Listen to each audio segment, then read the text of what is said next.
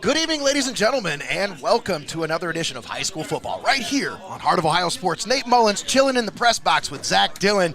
We got Bailey Mullins running the cameras, and we got Eric Hall down on the sidelines. Thanks for tuning in right here on the Rogers Flowers pregame show. We are live here in Gibsonburg, Ohio for tonight's matchup between the Gibsonburg Golden Bears and the Margaretta Polar Bears. We got a couple of bears on the field. We're going to have to see how this one plays out because, folks, this one is probably going to determine the SBC River champ. I'm telling you right now, this is the matchup of the week here on Heart of Ohio Sports. We're live on the adrenaline stream. And, Zach, you can feel the adrenaline building right here on this press box here and on the sideline as they're starting to fill up in the stands. What a great night for football. A great night for football indeed, Nate. And like you said earlier, this is going to be a really good game. This might determine the conference. We are no strangers to these two teams here on the A stream. We saw both teams beat up on Calvert. Yes. That's a thing they both share in common. For sure. It is a thing they both share in common. Pretty sure we're not going to see that tonight. Well, Calvert's not here. They're 3 hours away. Oh, well, that's a phenomenal point. We're probably not going to see that kind of one-sided football that we saw in those kind of games. That's true. Both teams, very similar. Both run a similar run-heavy offense. So I'm excited to see tonight, especially for some of the players for the Golden Bears. One in particular leads the conference in rushing yards. Not only that, but the nation? Third in the nation, folks. That's number 3. 1, 2, 3. Third in the nation, over almost 2,000 yards. We're going to see him tonight eclipse 2,000 yards on the season. And I'm telling you what, this young man has ran for 300 yards 4 games in a row. And we're looking to be here for number 5. This is going to be a great matchup. And Connor Smith is the guy that we're kind of trying to highlight here tonight as we've got a couple little things we got prepared for you, but we're not just here to cover Gibsonburg. We're here to cover a great game in the SBC River. Now we're here in the Gibsonburg alma mater here, and shortly we'll pause for the national anthem. But Zach, let's talk about the keys to the game. Of course, keys to the game brought to you by Xcadet Mexican Restaurant in the Tiffin Mall. For tonight, this is one of those games that I think you have to limit mistakes. I think that's the most important thing tonight for both teams. Limit turnovers, because this is going to be one of those games that could be back and forth. You don't want to lose a possession in a game like this, because if you're in a shootout, the last thing you want to do is regret any kind of mistakes earlier in the game. So like I say, I want to make sure we take care of the football and limit the mistakes. Play a clean game of football. I think that's going to be key tonight. But here's the national anthem. The Gibsonburg Marching Band.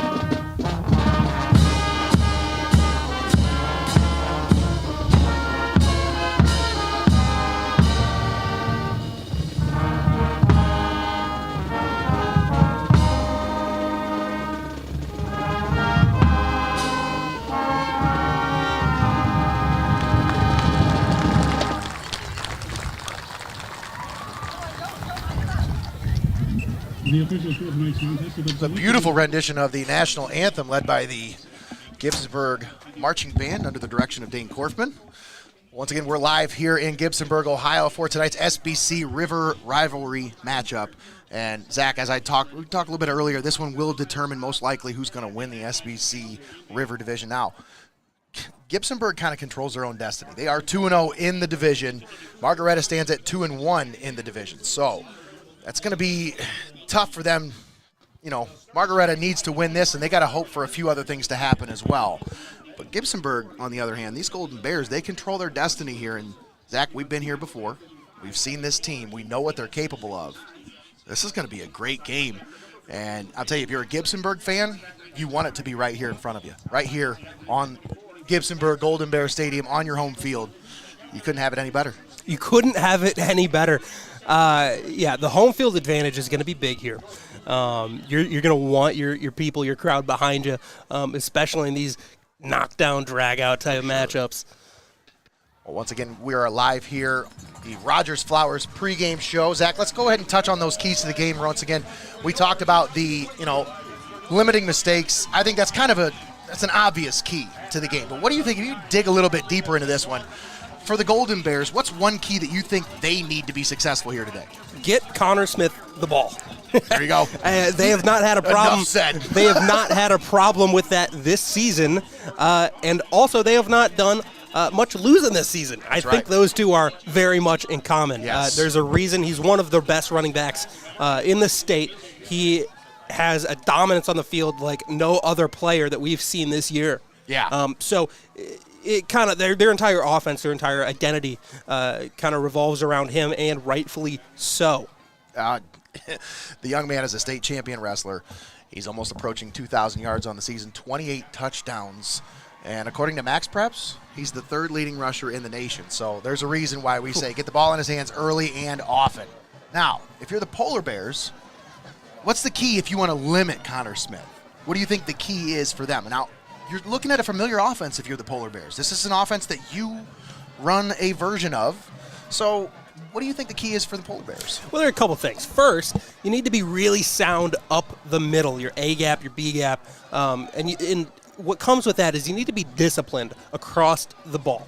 And what I mean by that is your linebackers need to keep on their keys. They need to read their pulling guards. They can't get caught up in all this window dressing, all this pulling, all this trying to, hey, the ball's going over here, but really it's going over here. Can't get caught up in that. Exactly. Right? So you need to stay disciplined, and that's how you're going to be able to win this football game. All right, so there you have it. Keys to the game brought to you by Xcadet Mexican Restaurant. Now let's check in quickly with our sideline reporter, Eric Hall, as he has tonight's Phillips Electric weather report. Go ahead, Eric, take it away.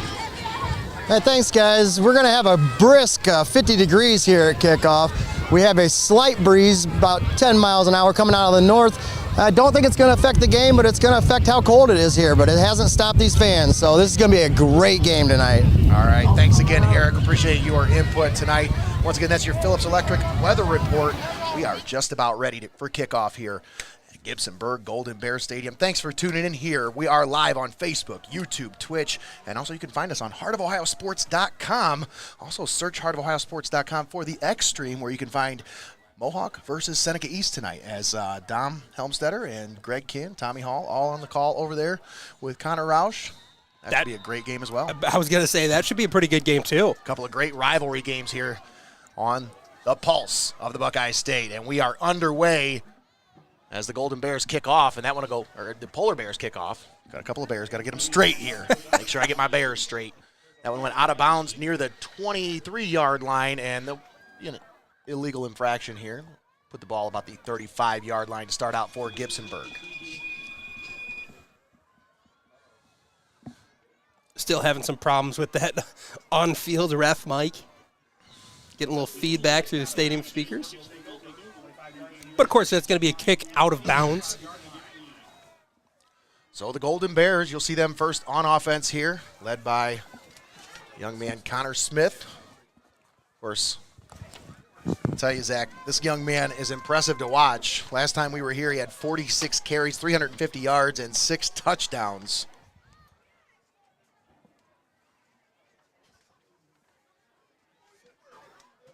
And manning the quarterback position tonight is Camden Mooney. But yeah, you don't see them throw the ball very often, Zach. No, they'll do it a couple times a game, and typically when they throw the ball, they'll have a receiver wide open. Yes. They run a lot. Like, all of their passes basically come out of play action. They're an A and B. Smith takes the handoff, and a little plunge up the middle. Connor Smith on the carry, picks up 3 yards up to the 38. Sets him up with second down and 7. Once again, they have a couple of different guys they like to get involved. Nolan Hoover's another one of those guys. Averages about 10 yards a carry.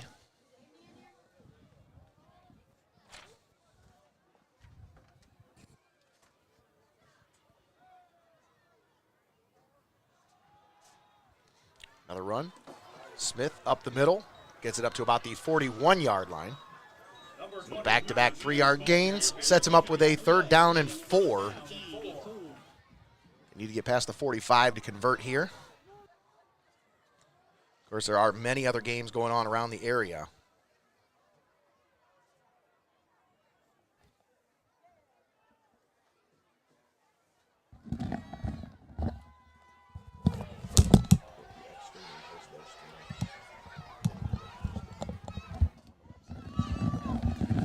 Quick pitch left side. Connor Smith trying to find some blockers, and the Polar Bears are there to shut him down right at the 40-yard line. Big time stop there by Margaretta. No gain on the play, and that'll bring out the punt unit. Yeah, great job there by the Margaretta defense. That's exactly what you want to see. JT Patrick coming up to make the play there. Yeah, that's exactly what you want to see if you're Coach Quizno. Way to fill your gaps and really be steady there on the defensive side of the ball. And a high punt. This one's not going to go very far, and it takes a friendly roll for Gibsonburg, but then bounces backwards. And that is going to be a net of about 5 yards. So a 5-yard punt from Andrew Ickes. And Margaretta will take over inside Golden Bear territory.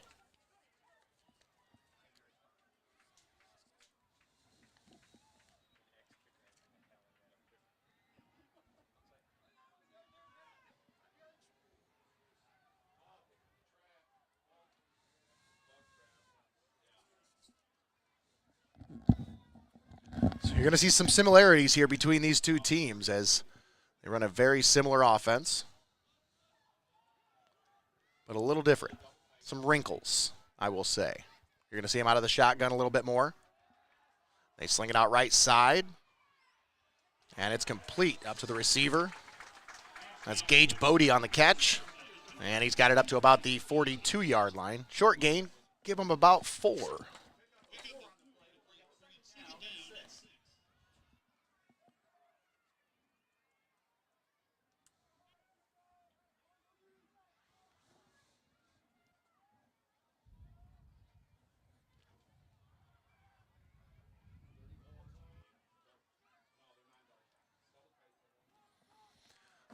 Handoff left side. Some running room for Jake Boggs. He's got to the outside, and he's up past the 25, inside the 25, down to the 22-yard line. Jake Boggs. That was a physical run there. Yeah, it was. It was a great job finding the open lane on the outside. He was able to get the edge, one block, and he was gone. So, yeah. Again, you got to be happy if you're Coach Quizno. Good start here for the Polar Bears. They have it 1st and 10 at the 22-yard line inside Gibsonburg territory. Boggs again on the carry left side, and the defense comes up to make the stop right about the 19-yard line. Give him 3 on the carry.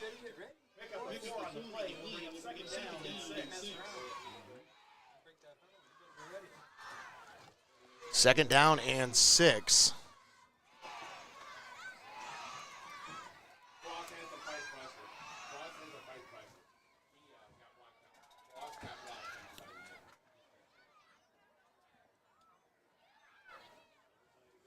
Boggs, the second leading rusher in the SBC, right behind Connor Smith. He takes the handoff, buries his head forward, up to about the 13-yard line. Should be close to a first, but I don't think they're going to get it.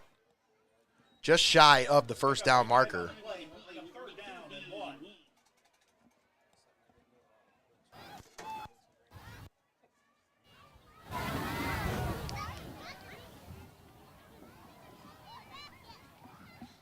So a 3rd and short coming up here for Margaretta. 7:57 left here in the first quarter. Quarterback under center, little sneak, and he's got it up for the first down up to the 10-yard line. Little 3-yard gain on the sneak. Quarterback sneak, one of the highest percentage plays in the playbook. Especially if you're Jacoby Brissett. He's got a pretty high percentage. Well, he's at 100%, right? I think so. 20-something for 20-something, I don't know.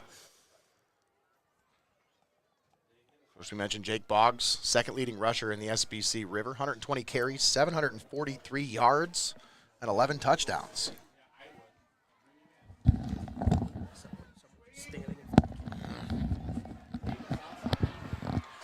Bounce it to the outside, bounce it back inside.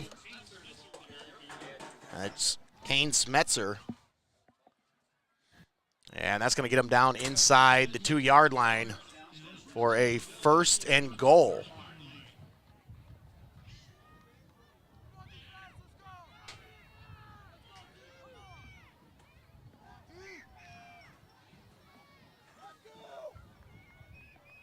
Seven minutes to play here in the first quarter. Quarterback sneak once again, and it looks like he is in. He's in for the touchdown.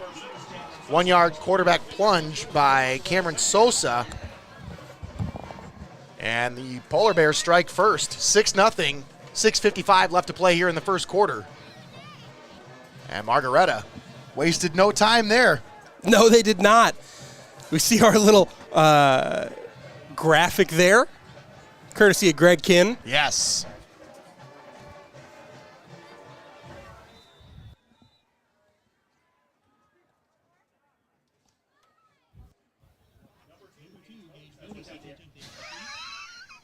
I don't know what that was, but it's back. We're good. We're talking about our clock camera course. And the extra point attempt is up. It is good. You can see here on the replay. Just a simple little sneak, a little wedge play, I like to call it. As the offensive linemen just go shoulder to shoulder, bury their shoulders forward, and create a nice little wall. Exactly. For the quarterback. When you're running a wedge as an offensive lineman, you got to feel pretty good most of the time. You don't got anything complicated, right? When it's executed well, it should look like a well-choreographed dance. That's only when it's executed well. When it's executed well. Seriously, there's a lot of coordination there. Basically, you are shoulder to shoulder with the guy next to you. That's right. And you're putting your head down and you're going. A lot of times, you're not really even blocking someone. You're blocking in front of you. It's not the exactly. person. It's not you're so much blocking the area in front of you. Yeah. And it's not. It's like really, when you were not fighting even your little brother and you start swinging your fist. You get in my way, it's your fault. It's not so much even sometimes that you're blocking somebody. It's just move forward as a unit. That's right. If people choose to get in front of you, that's their problem. 6:55 left here in the first quarter. 7-0 Margaretta. They kick off. The Golden Bears fielded at the 25, up to the 30-yard line. And number 4 on the return, that's Grant Dawson, as he brings it back up to about the 32-yard line. Let's take a moment and thank all of our sponsors for bringing you tonight's ball game here on Heart of Ohio Sports. Thanks to Rogers Flowers, TPC Food Service, Your Legacy Federal Credit Union, MST Sauce Company, Phillips Electric, Scott Mexican Restaurant, First National Bank of Sycamore, Steinmetz Signs and Graphic Inc., Benchwarmers Restaurant and Delivery, TJ Willie's Fine Foods, Fiesel's Frame and Collision, Reno's Pizza and Pasta, Sarah Risen Century 21 Bolte in Tiffin, Embroidery and Crafts by Buja, Buckeye IT. We'll have more after this play. Motion Man. They hand off to Connor Smith. He is hit as soon as he gets to the line and driven backwards. Met at the line. I believe that was 14 through. 55 hit him first, and then 14 came up and cleaned up the mess. Kellen Moore was the first man in. JT Patrick cleans him up. Once again, we want to thank Linda S. Ritzler Accounting, Culligan Water, 5-Star Maintenance, Champs Barbershop, Pyramid Recruiting Offices, Lee's Famous Recipe Chicken, and the Advertiser Tribune, all proud sponsors right here on Heart of Ohio Sports. Second down and 9. He's in a 3. And then the 71 is in a gap. And, yeah, we got a motion, a little bit of a encroachment penalty, as I think you're going to get a defensive offsides here. That is the call. Encroachment on the defense.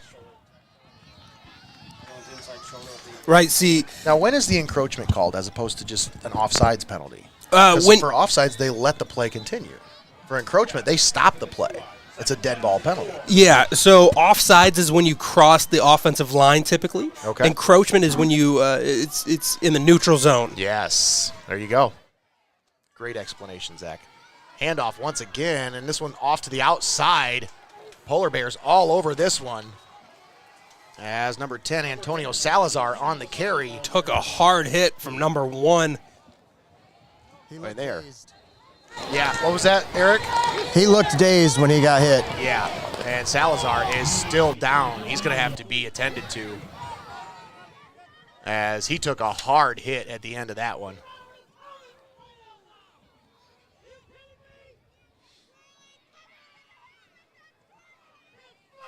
We can hear some upset parents here in the stand. Well, that was a pretty hard hit he took, and his helmet took the brunt of the blow there. The ball marked at the 38-yard line. We'll have a 3rd and 4 coming up after this. While we're on this timeout, I want to remind you about our friends at First National Bank of Sycamore. Of course, you see their logo on our scoreboard. First National Bank of Sycamore is uniquely rooted in our communities, proudly serving their customers since 1919. They have locations in Sycamore, Tiffin, New Regal, and McCutcheonsville. Member FDIC, an equal housing lender. 3rd and 4. Handoff, Smith up the middle. No, this is actually a nice little trick play out to the outside for Nolan Hoover, but he is brought down right away as number 24 read that one perfectly. Kane Smetzer coming up to make the play, and he drops him for a loss. They're going to lose a few yards all the way back to the 30-yard line, and worse yet, Hoover's still down after the play, so 2 consecutive plays where at the end of the play, playmaker is down on the field and still being attended to. Yeah, that was a WWE-style tackle. Yeah, right it took there. him to Suplex City for sure, and I'll tell you, that's a hard position to be in if you're a ball carrier and you get whipped down like that. It is. That's pretty much exactly what happened to Tua last week's game. Yeah, that was rough to watch. It was. I don't think anything like that happened with Nolan here, but it's very similar how he was whipped down. Hoping for the best here. Hopefully he's okay. I don't think it's a head thing. I think this is more of a extremity injury. Hope he's okay. He's able to walk off under his own power. Looks like he's okay. Should be fine. He's a tough kid. He's going to have to come off for a play, though, because of the injury timeout. So 4th down coming up, and we're going to get the punt unit back onto the field. So 2 3-and-outs for this Gibsonburg Golden Bear offense. And number 7, Andrew Ickes, on to kick the punt. And he gets this one away. Much better punt this time. Hits at the 45 and takes a Golden Bear roll all the way to the 40-yard line, and that's where they'll down it. And that's where Margaretta will take over. So a little bit less advantageous field position for the Polar Bears this time, but they still relatively short field to go, just 60 yards. But last time, Zach, they marched right down the field and had no trouble getting it into the end zone. This Golden Bear defense is going to have to figure out something here. That they did, and especially true that 2 of their defensive players, I mean, they play both ways here, of course, but already banged up, but it looks like both of them back in the game at this point. Salazar and Hoover is out there, as is Nolan Hoover. Good to see both of those guys back out there. Handoff off the left side. And Judah Keller on the carry. Not much doing there. You know, Nate, it could just be the cold weather. I mean, this is the 5. It's 5 yards. Okay, so up to the 45. This is the first night of real football weather we've had this year. I see a lot of kids in long sleeves tonight, that's for sure. Sub 50 degrees. Everything stings just a little bit more. Just a little bit. Especially as we get moving into October now. 2nd and 5. Boggs on the carry once again on the left side, and he carries it up to about the 49-yard line inside Golden Bear territory. That'll be good enough for a first down. As you guys were saying, Nate. Yeah, As you guys were saying, Nate, back. You said Salazar's back? Yep, well, he's taking an earful from his doctor over here because he was not cleared to go back in.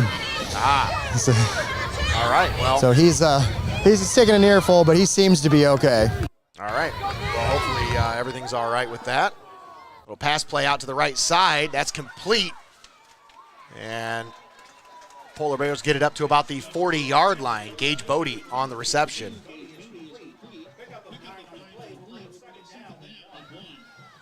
Talk about Gage Bodie, second leading receiver in the SBC River. 28 catches, 473 yards, and 5 touchdowns on the season for Bodie. And young man Cameron Sosa on the season. 53 out of 91 passing for a 58% completion percentage. He's got 727 yards through the air, 6 touchdowns, and 4 interceptions. Handoff, Boggs off the left side. Nice little jump cut there as soon as he got the ball, as he was met in the backfield, but he had a nice jump cut on the defender and skips his way forward for the first down up to the 35-yard line. And they are continuing to move the ball against this Golden Bear defense. Yeah, they are, and that starts with the pressure up front. Their offensive linemen are able to move defenders out of the way. Sosa slings it out left side, complete to Bodie, and Bodie stretches out, and I think he might have stretched out far enough to get the first, but he was down before he stretched his arm out there, so just a couple yards short there. Second down and about 2 coming up. Yeah, Salazar checks back in. Looks like he is A-okay to go. Hopefully he was cleared to go back in. This time he was, it looked like, on the sideline. Yeah, he got the clearance this time, All guys. right, that's good to hear. You got to wonder, though, how does that happen? How do people let him get back in there? Well, it's not a let. He just went back in. That's all. That's what happened. I watched him sneak his way right back in there, and he took an earful. That's the problem. The kid isn't going to be, they're not always going to be adhering to these policies. They want to get back in the game, right? I mean, I was there. You were there, Zach. A first down run there. And the Polar Bears now push it down to the 24-yard line. 2:25 left here in the first quarter. 7-0 Margaretta. And they move it left to right. Sosa. And we got a penalty flag here. Yep, there's a marker down at this far side of the field. I think early indications are false start, but let's see how they call it. Inadvertent whistle. All right, so.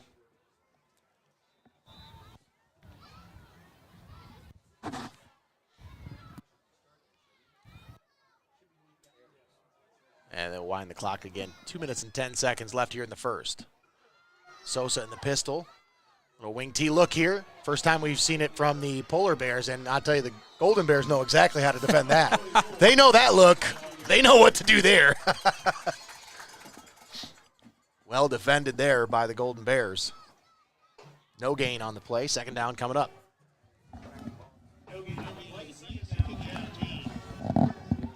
I thought it was a flag for that inadvertent whistle. I'm still looking at it. There's something shiny down there around the 26-yard line. You can see at the top of your screen right now. There's something down there that I thought was,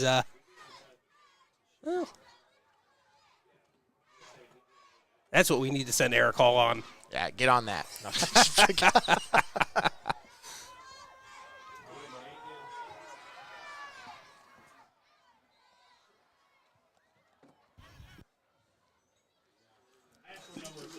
Nice effort there by number 34. It's Hayden Wiley. We saw him again quite a bit in their game versus the Senecas. 6'4" tight end.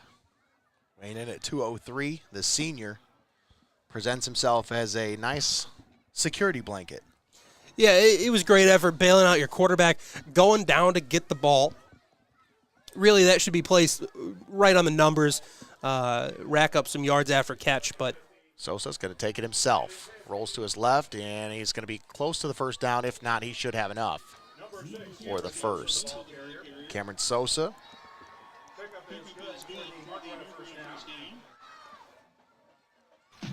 And that'll be a first down for the Polar Bears. 36 and a half seconds left here in the first quarter. 7-0.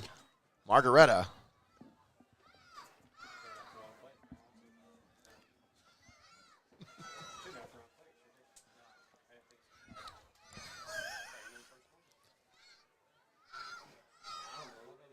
And this will be the final play of the first quarter, most likely. Down to 15 seconds. Sosa in the shotgun.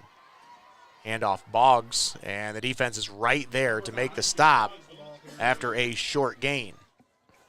And that's going to take us to the end of the first quarter. Your score, Margaretta 7, Gibsonburg nothing. We'll be right back after this. Don't go anywhere, folks. You're locked in right here on Heart of Ohio Sports, the pulse of the Buckeye State. Stay right here. You're locked in on Heart of Ohio Sports. Your Legacy Federal Credit Union. Your premier financial institution in Seneca County since 1952. Your community, your legacy. Federally insured NCUA. How are we doing, guys? My name is Joey Krajewski, co-host of the Over Under podcast on Heart of Ohio Sports. Make sure you tune in every Wednesday night at 8 o'clock and every Sunday morning at 9 a.m. Thank you, guys.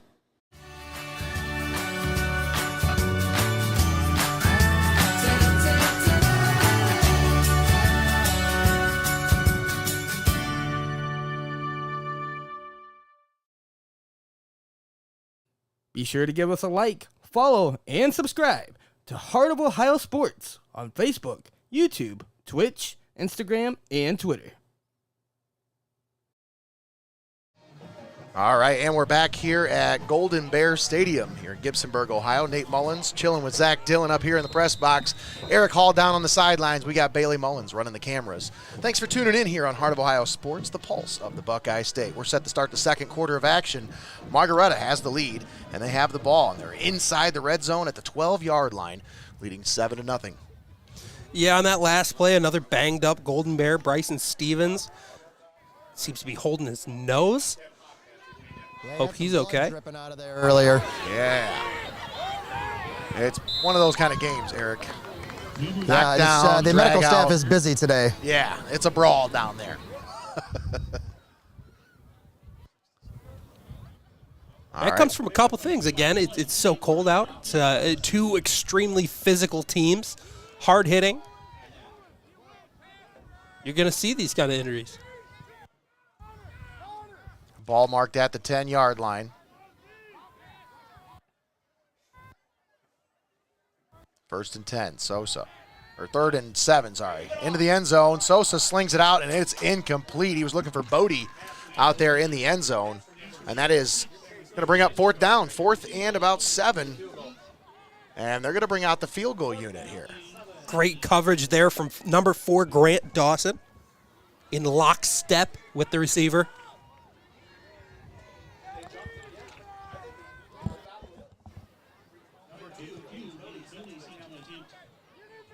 All right, so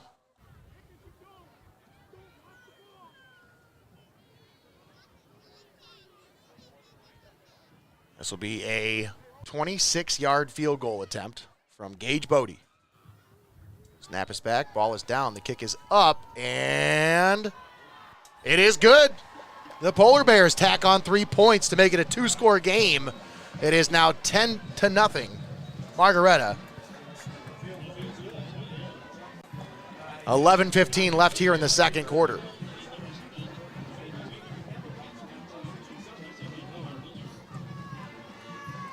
Polar Bears took that one once again. Started at their own 40-yard line and drove it down the field. 50-yard drive finished with a 26-yard field goal from Gage Bodie. But more importantly, Zach, they are trimming down quite a bit of that clock. That they are. I think the Golden Bears have only had 2 possessions, and both of them were 3 and outs. Yeah, the Polar Bears are really marching down the field, picking up 3, 4, 5 yards at a time. Doing a great job to just sustain drives. Score update from the Bellevue Columbian game as the Redmen lead Columbian 14-7. That game in the second quarter. Clyde leading Sandusky 6-0. Perkins leading Norwalk 7-0. Tiffin Calvert 3 hours away leading Buckeye Local 14-7. And no score from Mohawk and Seneca East. Salazar fields the kick at the 16-yard line, brings it up to the 30. Cuts it outside up to the 35, and he's brought down right around the 36-yard line. Antonio Salazar on the return. And the Golden Bears will take over, starting out at their own 36-yard line. And that's going to bring up the Golden Bear offense led by Connor Smith. You can see here 300 or more rushing yards in each of his last 4 games. He's number 3 ranked running back in the nation. He's a dual threat and leads the team in tackles at linebacker too. Those are some dynamite stats there, folks. Number 3 in the nation coming into tonight's game, and they have yet to get him going here tonight. We're going to see more of this young man as this night goes on.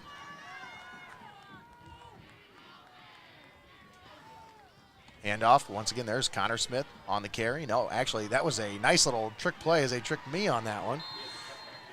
Cole Owens on the carry, but there was nothing there for him.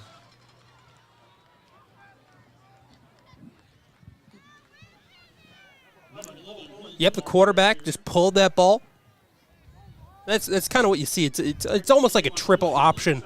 You have the option to give the ball to the motion man. Then you have the option to give the ball to the running back. And then finally you have the option to pull that and run to the outside. That's what he did there. 2nd down and 8.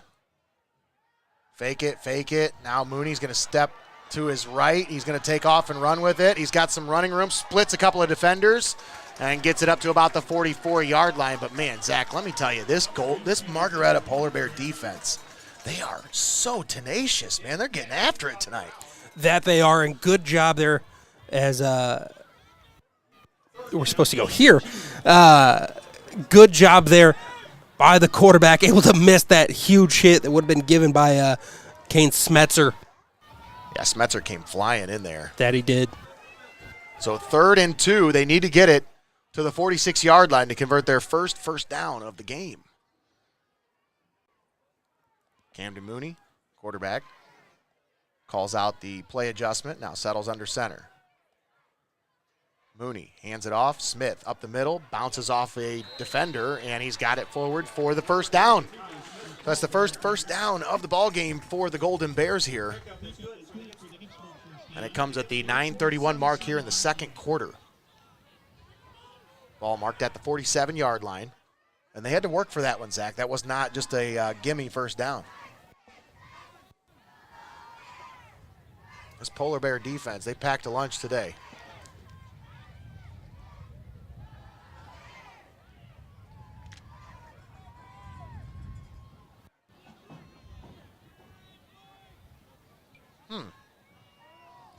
That should be the dual stream, but it's not working. Well, trickery here. Hoover on the carry. He's got a little cutback.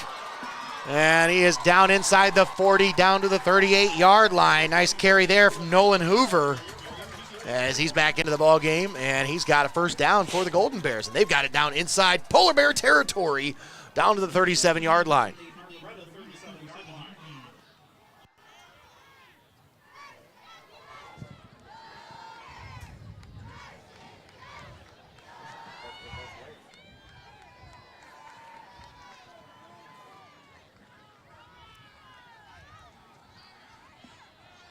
Motion man.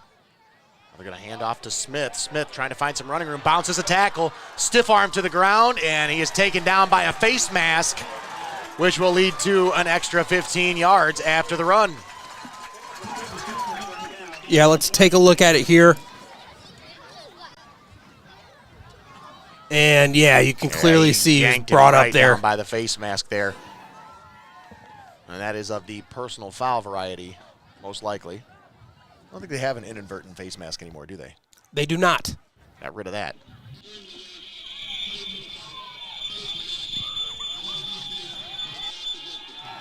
They must have gotten rid of that a long time ago. I don't even remember that from when I was a player. Yes. High school or college.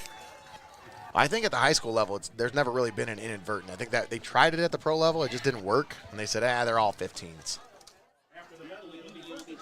They just tried to determine whether it was a 15 or not. If Well, it's that's not, the way you then got to it's do it not a because penalty. it's hard to determine intent. Yes. Smith on the carry. And he's got it forward for about 2 yards, up to about the 11-yard line.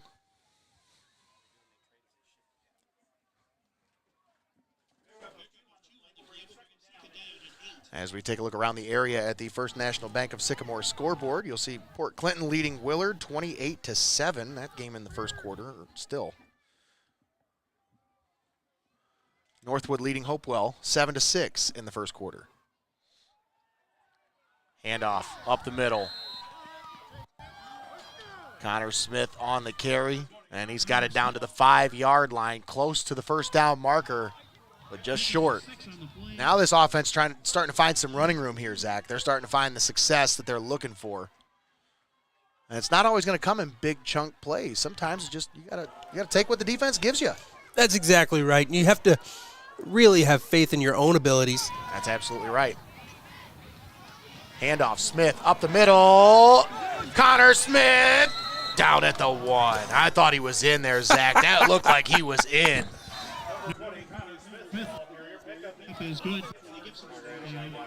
We got a Margaretta Polar Bear down on the field.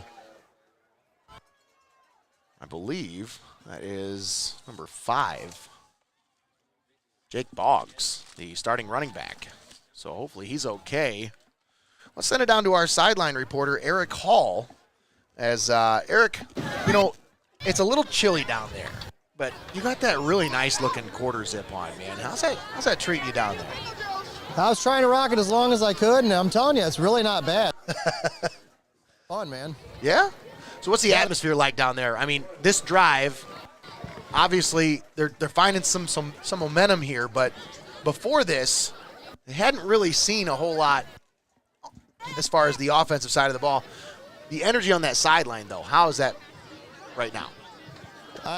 These fans are so fun, man. Like the last time we were here, interacting with them was so fun.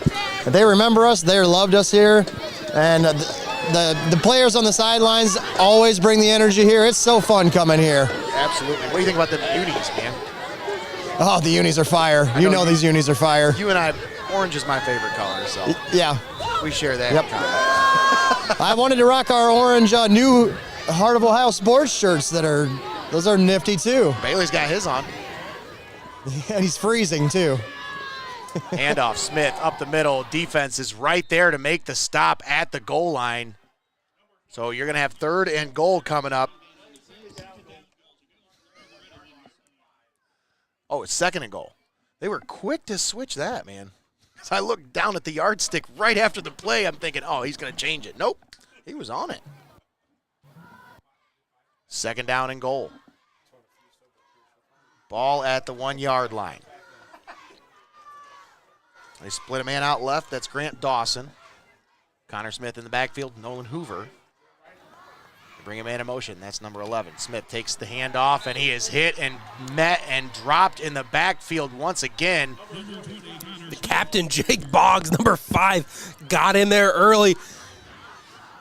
I tell you, he's bringing the wood tonight. He's right there in that A-gap almost every time. And that defensive effort saved a touchdown. Yeah. You can see the frustration on Connor's face too. Oh, absolutely. Inside of 6 minutes to play here in the first quarter. 3rd and goal. And Mooney's going to keep it himself after the fake pitch. And he carries it into the end zone for the touchdown. Camden Mooney from 1 yard out puts the Golden Bears on the board with 5:41 left here in the first half. Yeah, we'll take a look at it here on the replay, but like you said, that's just the fake option quarterback keeper. Nice right window here. dressing there. Give the look like it's the belly and pull that to the outside for 6. 10-6 your score, pending the extra point. I have Cole Owens on to attempt.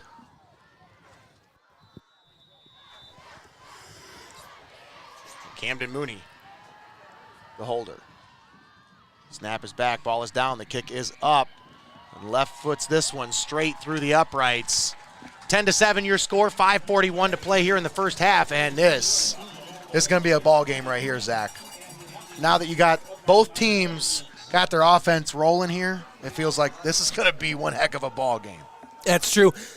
These are the teams that we know, right, as Heart of Ohio Sports, the teams that we have covered, these dynamic offenses, the aggressive run game, right? This is what we're here for.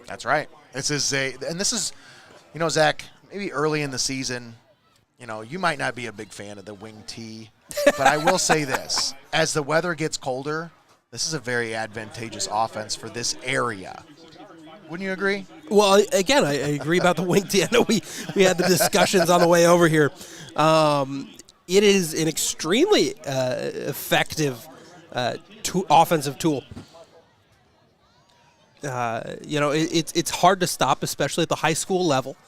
You have to be extremely disciplined. Linebackers have to fill their gaps every time, really read their keys on the guards. And that's just a difficult thing to do. Absolutely. When you're at the high school level, especially some of these smaller schools, less subs to put in. The wear and tear gets to you.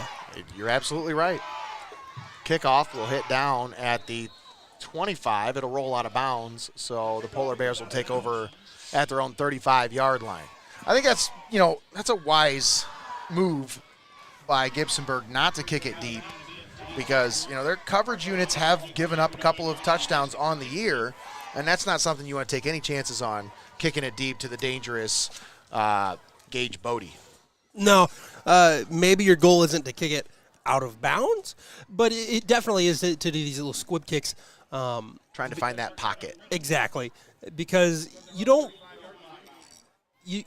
have a good offense. You have a good defense. They have a good offense. They have a good defense. So it really comes down to special teams and that hidden yardage, and you want to be on the positive side of that. Boggs takes the handoff, and he is going to be cut down right at the 35-yard line, and he's going to take his time getting up after that one. What do you call that? Taking your pins out? They took his pins out right there. Another big hit we've seen all night tonight. It's just you take a second. Second down and 9 coming up. Make sure you stick around for the UTPC Food Service halftime show. About 5 minutes in game time away from that. 10-7 your score. Margaretta leading. We're inside of 5 minutes to play now. Gage Bodie split out left. Cameron Sosa, shotgun formation, takes the snap. And we got a false start. There's a little bit of a lean there for Jordan Luzader. He's going to get called for the infraction. False start on the Polar Bears. That'll move them back 5 yards. Yeah, we'll see right here. Just a little bit of a early. It's a little lean. Just a little bit of a lean. Sometimes this happens a lot for offensive linemen. You kind of, maybe your weight's not set exactly right when you get down in your stance and you're kind of falling backwards and trying to stay as still as possible. Sosa fakes the handoff, slings it out right, and there is nothing home there as he was looking for his big tight end, Hayden Wiley. And Hayden Wiley, even though he's 6'4", not quite tall enough to get to that one. I think even Victor Wembanyama might have had a hard time reaching up for that one. Seen that freak? Oh, good Lord. He is a freak. You can call Giannis the Greek freak. This kid is, the French he's a freak? freak. Good Lord. Wears the fourth biggest shoe size in NBA history. Once he gets it, he's size like 22, I think it was. It's like only Shaq and Taco Fall have bigger shoes. Sosa rolls to his right, slings it. It's picked off, intercepted at the 35-yard line.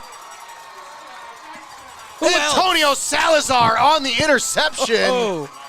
And that's a big-time play there by that Golden Bear defense. Let's take a look at that one again. Salazar just sitting right there in the zone. Banged at the up. right place at the right time. Exactly. Banged up earlier in the game. He back in it now, and, man, makes a great interception. I don't even think the quarterback saw him. He didn't.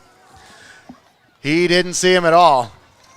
You know, it's Because it hard. looked like he threw it right to him. It's hard to miss that 5'7" frame, but I tell you what.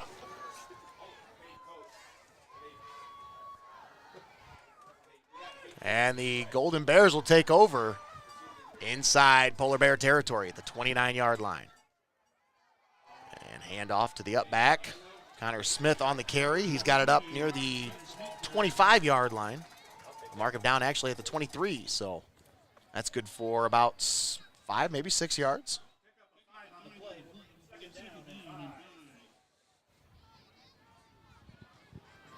Tell you, Nate, we were talking earlier about the energy down here. We're lacking a little bit on the sidelines with Bryson Stevens still with his nose bleeding a little bit.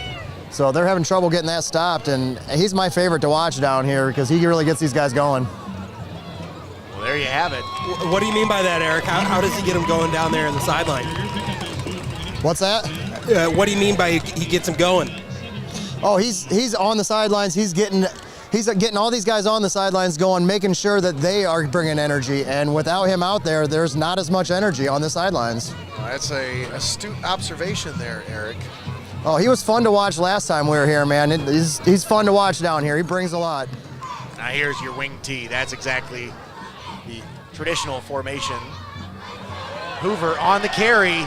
Outside, inside, and he's down inside the 5 to the 4-yard line. Nolan Hoover on the carry. I think that was 14-yard gain there. Great job. Able to cut back inside, pick up just those extra couple, 3 or 4 yards right at the end. You know, it might not seem like a lot compared to the rest of the run, but you know that just puts your team in that much better of a position, Nate. Right back into the tee here. Mooney turns around. Handoff, Smith up the middle into the end zone. Touchdown, Gibsonburg. Connor Smith with his 29th touchdown on the year. Puts the Golden Bears on top 13-10. 2:54 left. We'll see it right here. I mean, that just, it doesn't even open up. It's not a huge hole, but he made his own hole there. Exactly, and that is how he's been so successful this year. He really turns nothing into something. He has that ability, and man, he has just been fun to watch. The extra point attempt is no good as the snap was a little low for Mooney. He tried to get it up, but unable to get it up there for Cole Owens, so it stays a 3-point game. 13-10 is your score. And that could prove to be interesting here down the stretch here, Zach, because the Polar Bears have already proven they have a field goal kicker. It being just a 3-point game now. 2:54 left before halftime. Have to keep an eye on that one as the game progresses.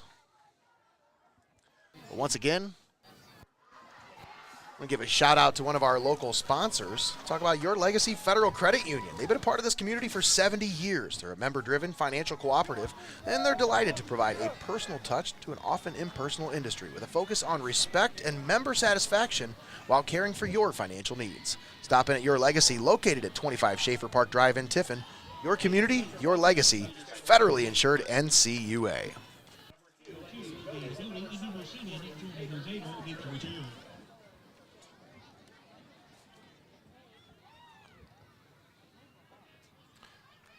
On to kick off, Spencer Wagaman for the Golden Bears.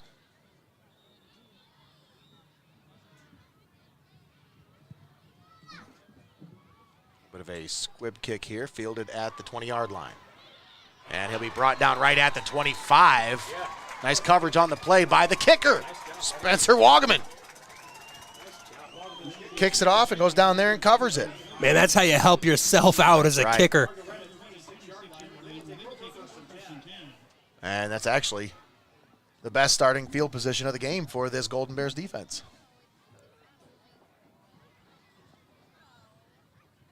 That took me a second to process out. It was backwards. I just said it backwards. It's the worst starting field position for the Polar Bears. Yes. But the best for the Golden Bears defense. Ah, okay. There I'm you with go. you. I just switched it around on you. 1st and 10, ball at the 26. Sosa fakes the handoff. He's got blockers out in front, but the defense is there to cut him down. As big number 70 there to make the stop, Sam Hansen. After just a 4-yard gain. Actually, I'll say 3 yards. 2nd down and 7 coming up.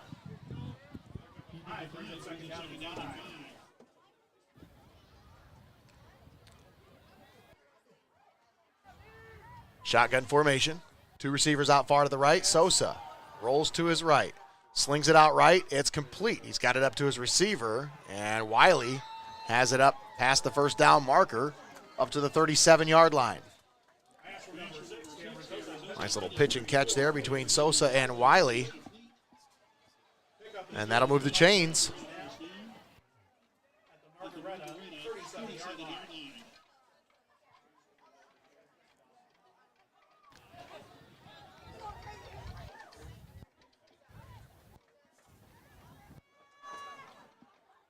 Boggs on the carry. And not a whole lot doing there. The defense was right there to make the stop. After just a 2-yard carry up to the 39-yard line. 2nd down and 8 coming up. Let's take a look around the area, some of the other scores here on the First National Bank of Sycamore scoreboard. Clyde leading Sandusky 14-0. Perkins over Norwalk 14-7. Mohawk leading Seneca East over on the Extreme 6-0. And we'll get more after this play. 2nd and 8. Sosa. Pump fake. Now slings it down the field. He's got a man down the right sideline, but it's incomplete as he was looking for Gage Bodie down the right sideline. Yeah, the Gibsonburg defense was not fooled on that little double stop route. It's the hitch and go. There's a lot of names for it. Basically, the receiver will stop 7 to 10 yards, turn around, quarterback will pump fake the ball, and then that outside receiver just is gone on a streak. Not fooled there. Not at all. Golden Bear defense was all over it. Some more scores from around the area after this play. 3rd and 8. Sosa. Little reverse here. And not a whole lot of running room there for Wiley. Actually, I'm sorry, that was Smetzer on the ball carry. Kane Smetzer. I thought it was 34. It was 24. Timeout by Gibsonburg with 59.5 seconds left. More scores from around the area thanks to the First National Bank of Sycamore scoreboard. Once again, Northwood tied with Hopewell 14-14. That's in the 2nd quarter. Calvert all over Buckeye Local 28-7. It is tied between Columbian and Bellevue in the 2nd quarter after they started out trailing 14-0. The Tornadoes have come back to tie it up. Fremont Ross leading Lima Senior 13-0. And Cary all over Bucyrus 20-0. Tied up versus Columbian in the B team. That's right. I made that mistake once in front of Connor Roush. He corrected me. Some guys like to play along.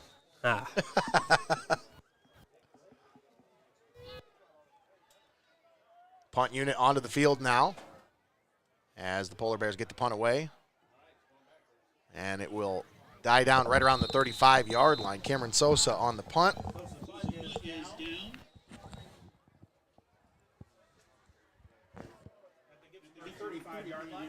About a 25-yard punt there.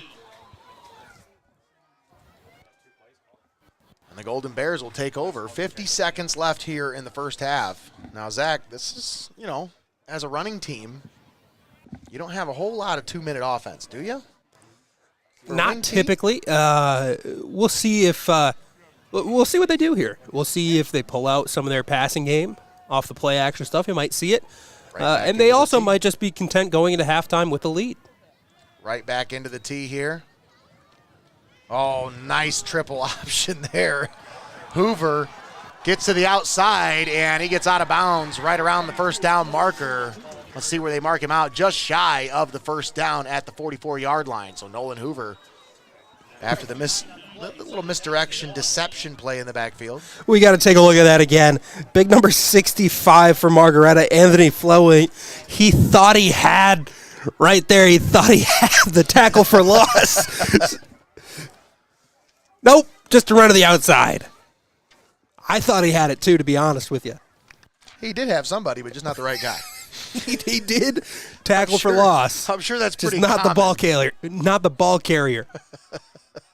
Second down and 1. Smith. No. Actually, this is Salazar on the carry. Boy, they do such a great job with their fakes. Camden Mooney is so good at that ball fake. And that'll give him a first down inside Polar Bear territory to the 48-yard line, but the clock will start to move now as the chains are set. Offense quickly up to the line here. 30 seconds left here in the first half. And Smith going to take the carry up the middle, and he's got another first down. That'll stop the clock momentarily with 23.8 seconds left. And we're going to get a timeout here as Gibsonburg wants to talk things over. Stops the clock with 23.8 seconds left. Golden Bears leading 13-10. They went 3 and out on their first 2 offensive possessions, but since then, well, they found that running room within the defense, and they've started to get comfortable. That they have. And that really speaks to who this Gibson Bears team is. They're well coached. They know what they want to do. They have good fundamentals, and they're sticking to their game plan. And with those things combined, over time, it's going to work out. You can see here the kicker on the sideline. Did you just say overtime? Don't say that. I said overtime. I see what you mean. Hey, I like extra football. I don't know about you, Nate. I don't get paid by the hour here, Zach. Oh, wait, I don't get paid at all. What are we talking about? I don't get paid by the hour here, Nate. 23.8 seconds left. Golden Bears have it at the 37-yard line inside Polar Bear territory. Camden Mooney settles under center and fake it. He's going to roll to his right, trying to find somebody to throw to. Nobody there, and he does get rid of it down the field, but it's incomplete. As it was well defended there. Judah Keller almost had to make the play. Judah Keller almost had an interception. That ball went right through his hands on the ground. 17 seconds left to play here in the half. You can see that at the bottom of your screen. They're not quite into field goal range here. Golden Bears with 1 timeout left. Margaretta with all 3. 17 seconds left here in the first half. Of course, make sure you stick around for the TPC Food Service halftime show.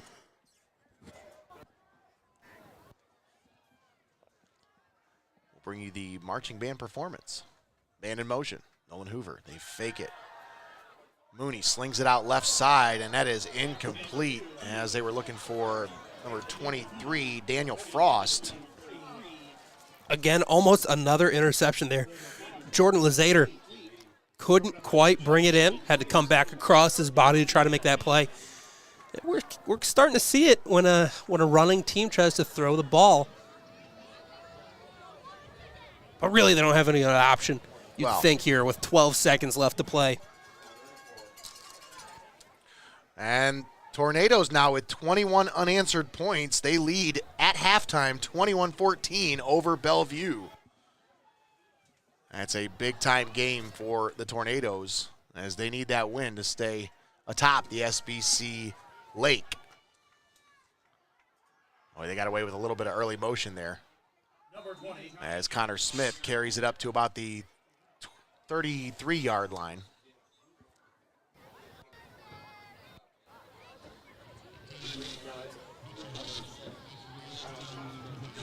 So we'll have a 4th down and about 7, maybe 6 coming up here after the timeout. Of course, make sure you stick around for the TPC Food Service halftime show. For 75 years, TPC Food Service in Tiffin, Ohio has been providing quality product and service to food service operators in Northwest Ohio and the surrounding area. Family owned and Ohio proud. Contact them toll free at 800-342-0477 today TPC Food Service, big enough to serve you, small enough to care.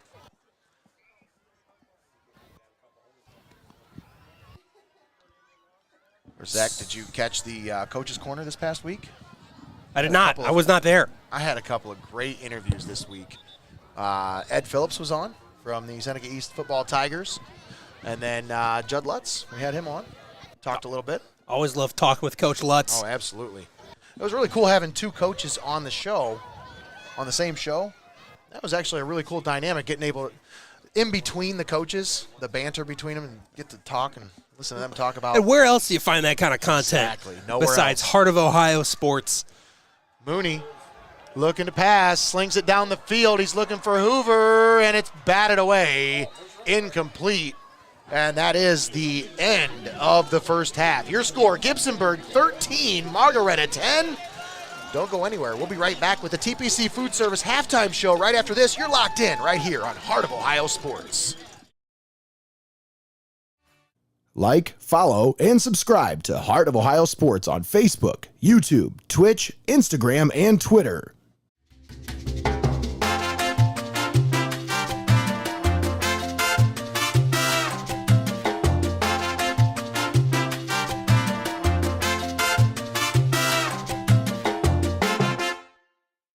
Hey guys, this is Aaron Steyer from the Over Under Pod. You catch us every Wednesday night at 8 p.m. and Sundays at 8:30. Come join the fun.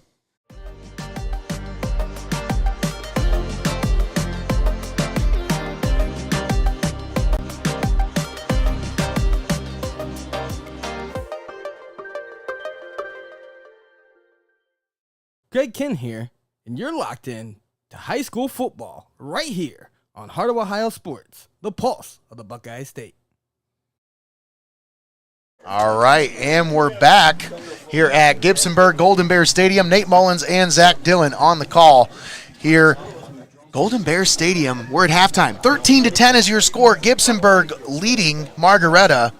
And on the strength of 13 unanswered points here, Zach, we're here with the TPC Food Service halftime show. Just want to give a quick rundown of what we got going on here. Obviously, I want to give a quick shout out to all of our sponsors. We'll send it down to the field for the halftime show with the marching bands, and then we'll come back before the start of the second half and break down the full first half and get you set for the second half of action. So first, let's thank our sponsors for bringing you tonight's ball game. Thanks to Rogers Flowers, TPC Food Service, Your Legacy Federal Credit Union, MST Sauce Company, Phillips Electric, Xcaret Mexican Restaurant, First National Bank of Sycamore, Steinman Signs and Graphic Inc., Benchwarmers Restaurant and Delivery, TJ Willie's Fine Foods, Fiesel's Frame and Collision, Reno's Pizza and Pasta, Sarah Risen Century 21 Bolte and Tiffin, Embroidery and Crafts by Buja, Buckeye IT, Linda S. Ritzler Accounting, Culligan Water, 5 Star Maintenance, Champs Barbershop, Pyramid Recruiting Offices, Lee's Famous Recipe Chicken, and the Advertiser Tribune. All proud sponsors right here on Heart of Ohio Sports. All right, folks, we're going to send it down to the field. You got the halftime performance by the marching bands. First, we'll start out with the Margaretta Polar Bears. We'll be right back after this. You're tuned in right here on Heart of Ohio Sports. This is the TPC Food Service halftime show. We'll be right back.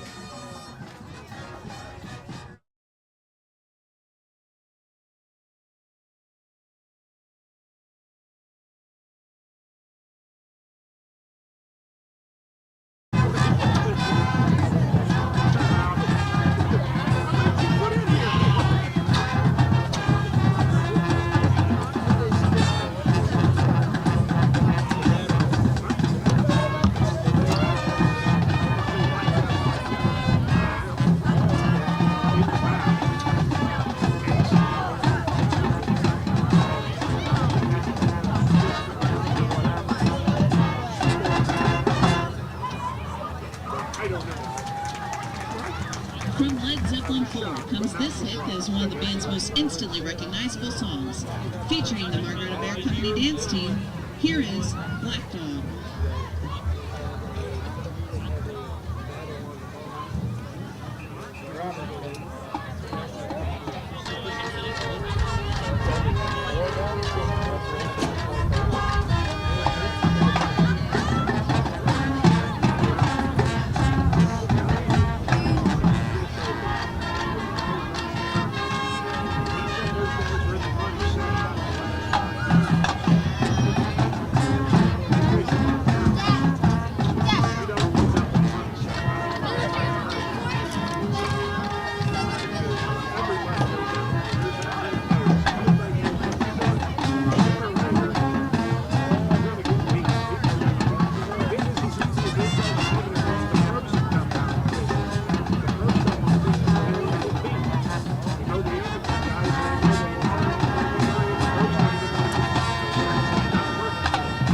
I hope he's okay. He's one of my favorites to watch last time we were here, too.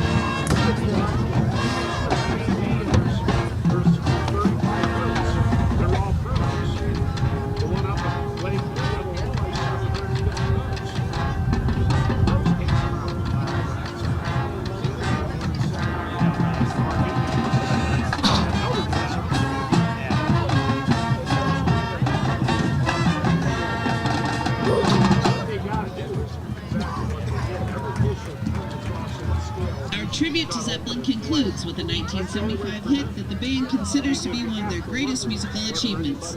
From the Physical Graffiti album, the band closes tonight's tribute to Led Zeppelin with Kashmere. How easy is it to stand there and scream at somebody?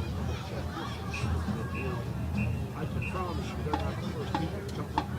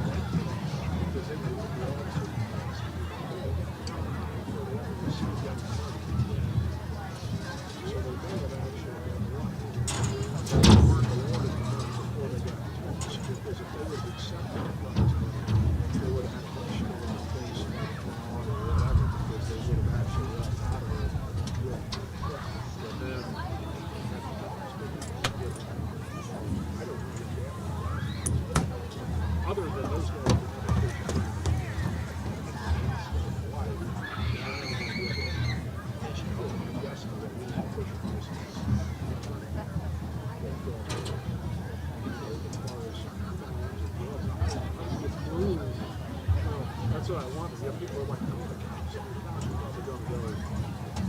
What do you want me to do about it? Okay, they show up and go, don't do that anymore, okay? It's not. The guys that works it, they should have tried their bag and set the money on it.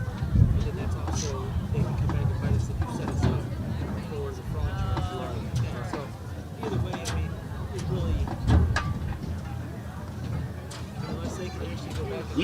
gentlemen, here is your 2022 Gibsonburg Marching Bear Brigade under the direction of Dan Forfman and Majorette Advisor Angie Eckes. Tonight we bring you a show with more modern rock songs from recent times. We travel all the way back to 2019 for our first selection and hit number 1 in 2020 and won a Grammy for the album as well. We open this evening with Bad Guy.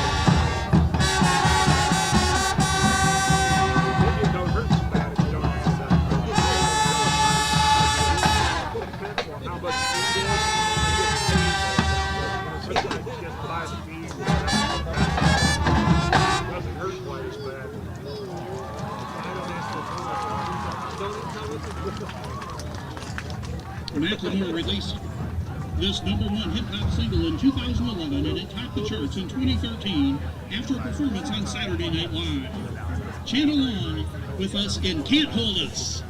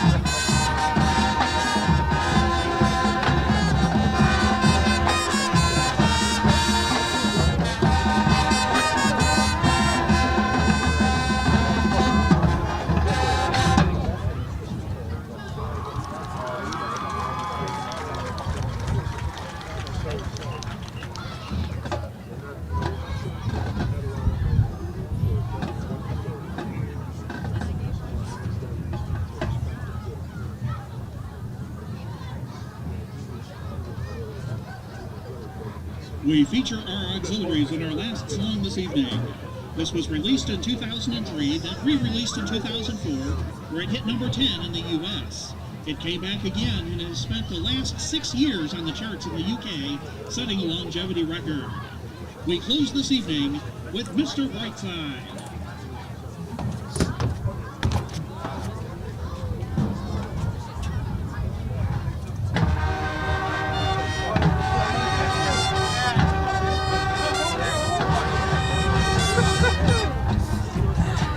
Was the camera messed up? No, I was looking at it.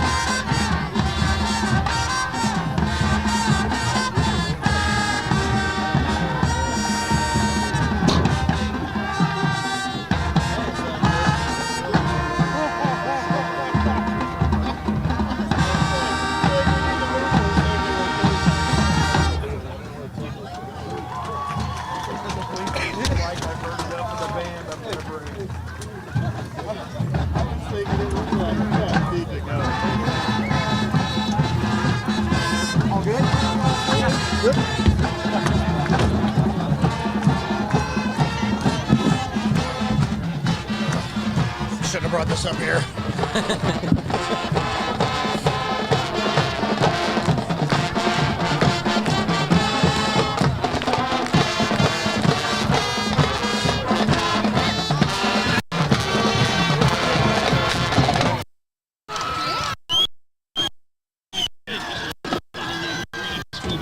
Performing for us this evening. Next week features our senior show. Come back by the seniors, girls, and so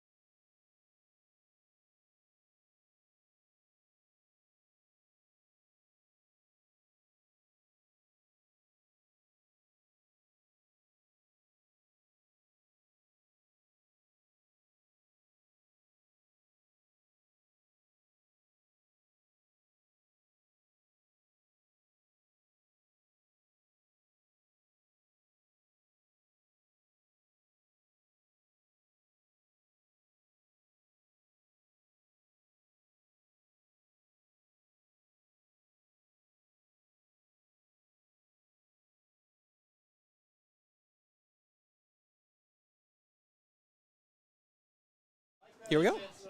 All right, welcome back to Golden Bear Stadium here in Gibsonburg, Ohio. Nate Mullins chilling with Zack Dillon up here in the press box.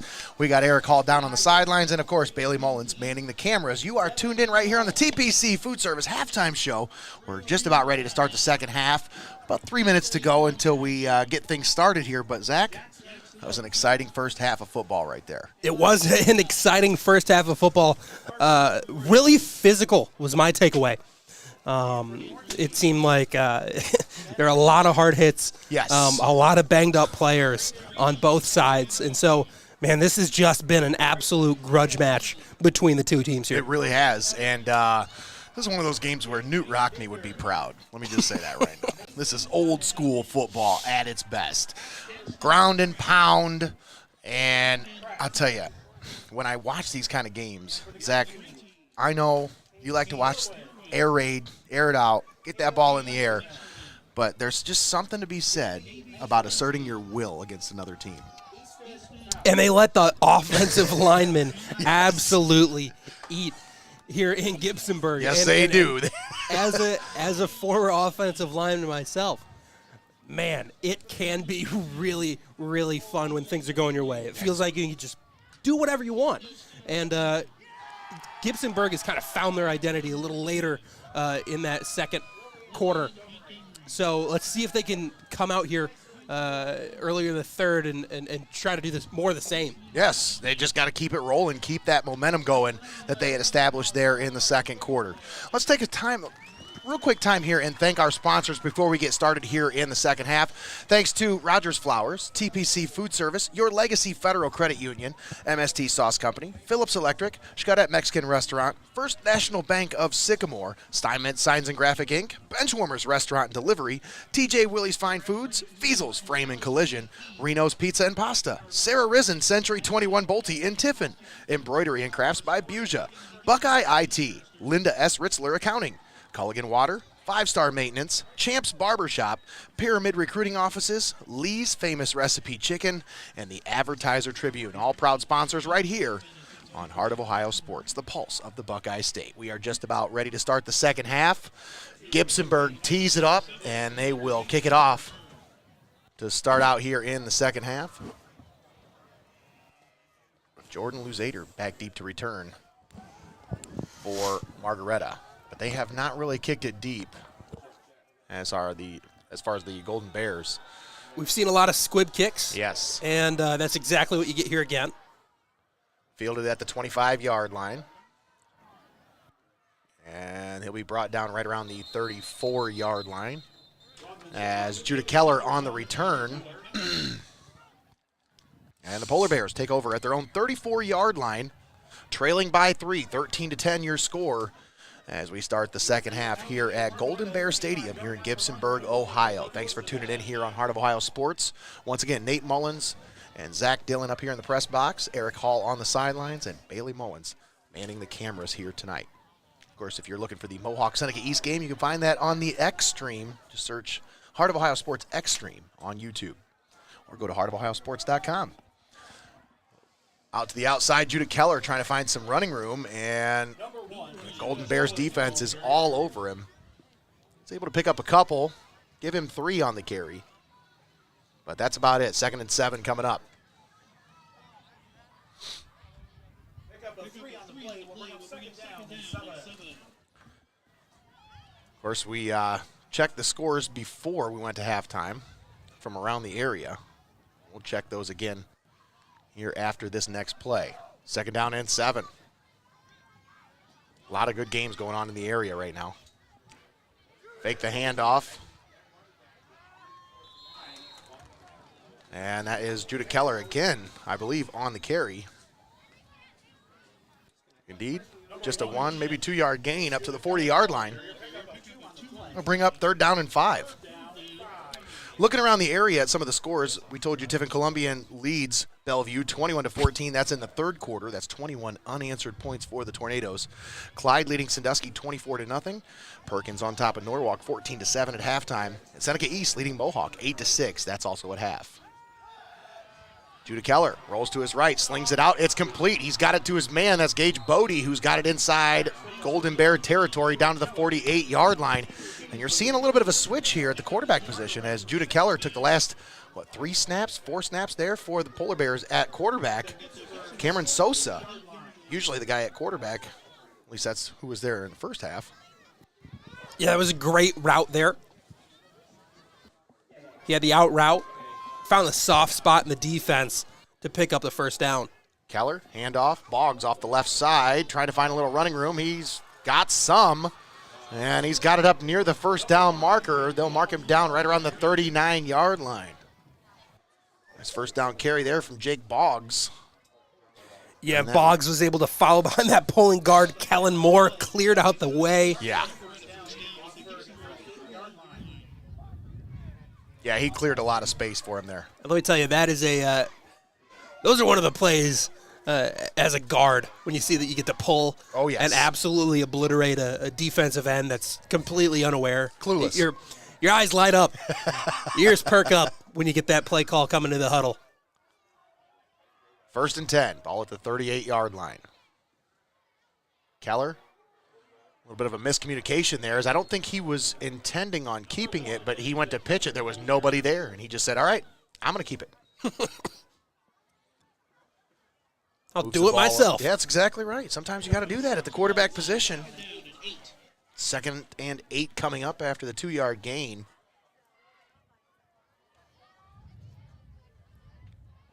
A lot of good games going on around the area today. Hopewell leading Northwood 21-14. Calvert obliterating Buckeye Local 43-7 at halftime. Handoff right up the middle, and that is Boggs on the carry. Maybe about 4 on the carry. Pushes it forward to about the 32-yard line. 3rd down and 3 coming up.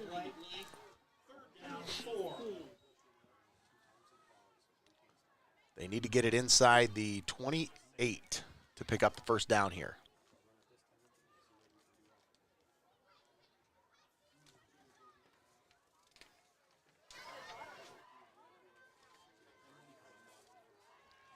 Shotgun set here.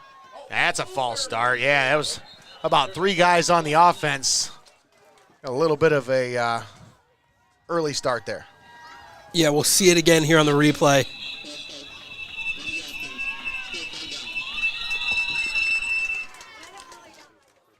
I don't think anybody likes that.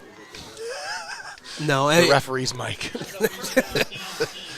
They have some bugs to figure out here. No, but that almost seems like the center didn't snap it in time. I think that's, most likely what the case was. 3rd and 9. Keller slings it out right side. Picked off! Intercepted at the 40, and he's got nothing but green in front. To the 25, 20, 15, 10, 5. Touchdown, Gibsonburg! The Golden Bears pick it off and take it back for 6. What a big play by Grant Dawson. And what can you say there? Great job as the DB in that situation. We'll see it here again on our replay cam. Read the quarterback like a book, undercut the route. You can see he came down from the safety position, and he was gone. Nobody was catching him on that one. Grant Dawson, about a 65-yard interception return for a touchdown there. The extra point attempt is up, and this one is true right down the middle. And the Golden Bears, 20 unanswered points here. Take a 10-point lead with 8:32 left to play here in the 3rd quarter. Wow. Wow. Again is right. Grant. Not a whole lot of good things can happen when you pass the ball, Zach. You keep saying this. Man, that is one of your favorite lines, especially when we watch some teams that can really do a great job running the football, and I understand it. But props there again to Grant Dawson, the safety. That is textbook on how to play that position. He saw the route, watched the quarterback's eyes. That led him right to where the ball was going to be, so he undercut the route, and it was wide open. Great job again. It's a game-changing interception there. Absolutely, because they were driving, Zach. They were. Polar Bears started out inside their own territory, driving down the field. That's a game-changing interception right there. Candidate for a Champs Cut of the Week, wouldn't you think? That was a great play. Squib onside kick. Fielded at the 45, and the return man actually goes backwards, loses a couple yards on that one. Yeah, it's hard to tell if that was a squib kick or it was closer to an onside kick that went about 12 yards. But it was just hit so hard. Yeah, absolutely. Once again, folks, make sure you tune in tomorrow morning for the Saturday scoreboard as we're live inside Studio Squared. 9 a.m. is the start time for the Saturday scoreboard, once again here on Heart of Ohio Sports. As brought to you, of course, by Heart of Ohio Sports, but one of our proud sponsors, Champs Barbershop, presents the Champs Cut of the Week. You can find that tomorrow morning on the Saturday scoreboard. Cameron Sosa back into the quarterback position after the interception by Judah Keller. You got to wonder what the switch was for, Zach, because, I mean, Sosa had a pretty decent first half. He did have the interception, but, I mean, nothing that would have warranted a switch at the quarterback position there for that drive. It just had me scratching my head a little bit. Maybe that's something that they do often, but you watched them earlier this year. Was that a switch they made early in the game or at all during the game, was making that switch to Judah Keller at quarterback? Versus Calvert, that was not a switch that we saw, but you know, sometimes you just want to throw other people in, give a different look. You can do that when you have so many athletes here at the high school level. Handoff, and the defense read that one like a book. They say, hey, that looks familiar. I know that play. Jordan Luzader dropped behind the line. 1 yard loss on the play. Of course, we talked about Champs Barbershop. Where do you go when you need to look good? Well, don't trust your looks to just anyone, guys. Go to the pros at Champs Barbershop. Randy and his staff will treat you right from start to finish. It's truly a unique experience that'll leave you feeling like $1,000,000. Stop in and see for yourself. 270 South Washington Street in Tiffin. Sosa rolling out to his right, slings it down the field. It's got it up to his man, Bodie. And Gage Bodie goes out of bounds right around the 26-yard line, driven out by Nolan Hoover. Hoover slow to get up, but able to get up and get back into the game here. I think he was more disappointed in himself than knocked out. Yep. We've all been there. We've all been there. Sometimes you just got to lay there and be like, God.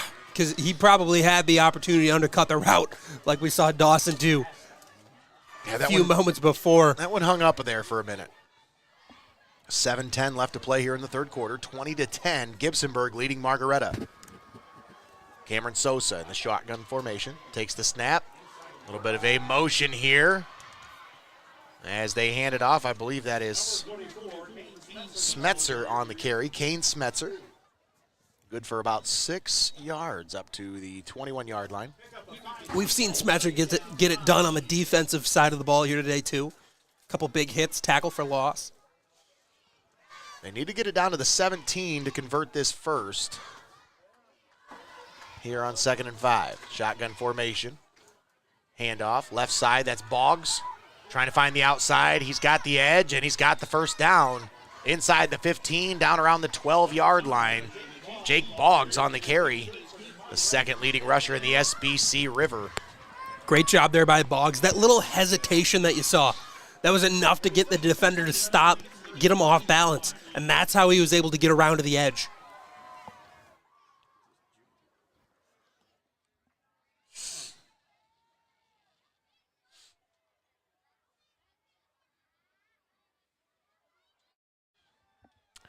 First and 10. Ball at the 11-yard line. Sosa, handoff, Boggs, dropped in the backfield for a loss. Big number 63, Martin Meyerholtz coming in to make the stop. We called his name quite a few times the last time we were here, if you remember. Young man made quite a few plays against Calvert.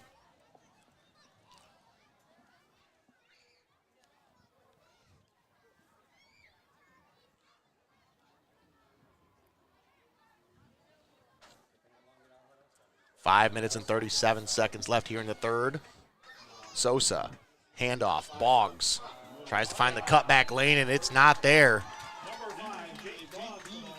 As big number 62, Colin Bruns, comes up to fill the hole. And I'll tell you, they are really filling those A-gaps really well. And defense reading their keys against this Margaretta offense since the first half. They are, and when you're able to get pressure up the middle like that, it makes it almost impossible to run the football.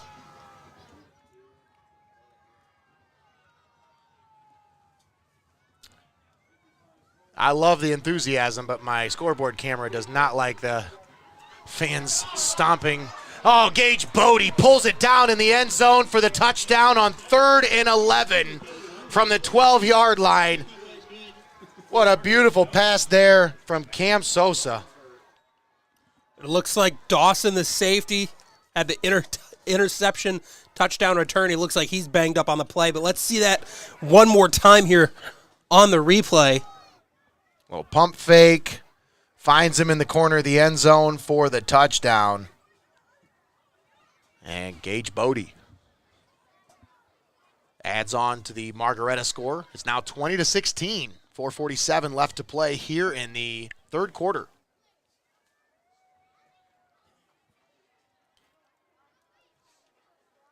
Of course, we mentioned Bodie, second leading receiver in the SBC. That's now his 6th receiving touchdown on the season.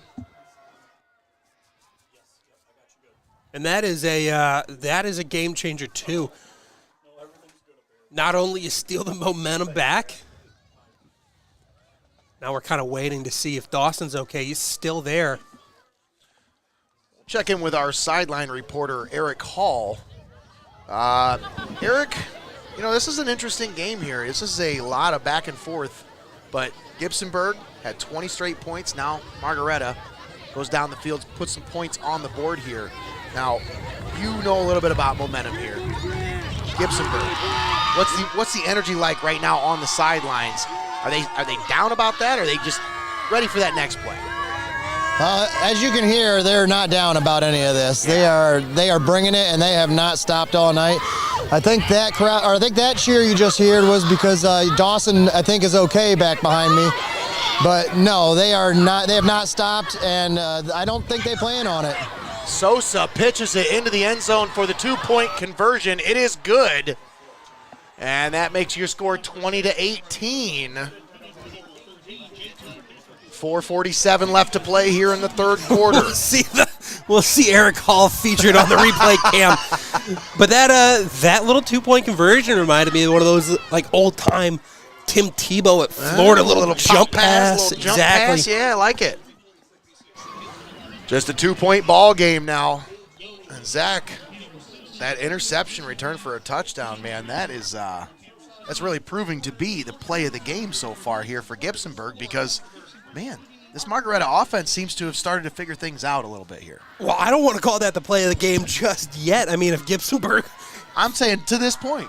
Well, we'll see, because that touchdown right here, that brought it right back. Absolutely. That put the Polar Bears back in a position to be in front of this game. It's a lot of game to go. To go for 2, isn't it?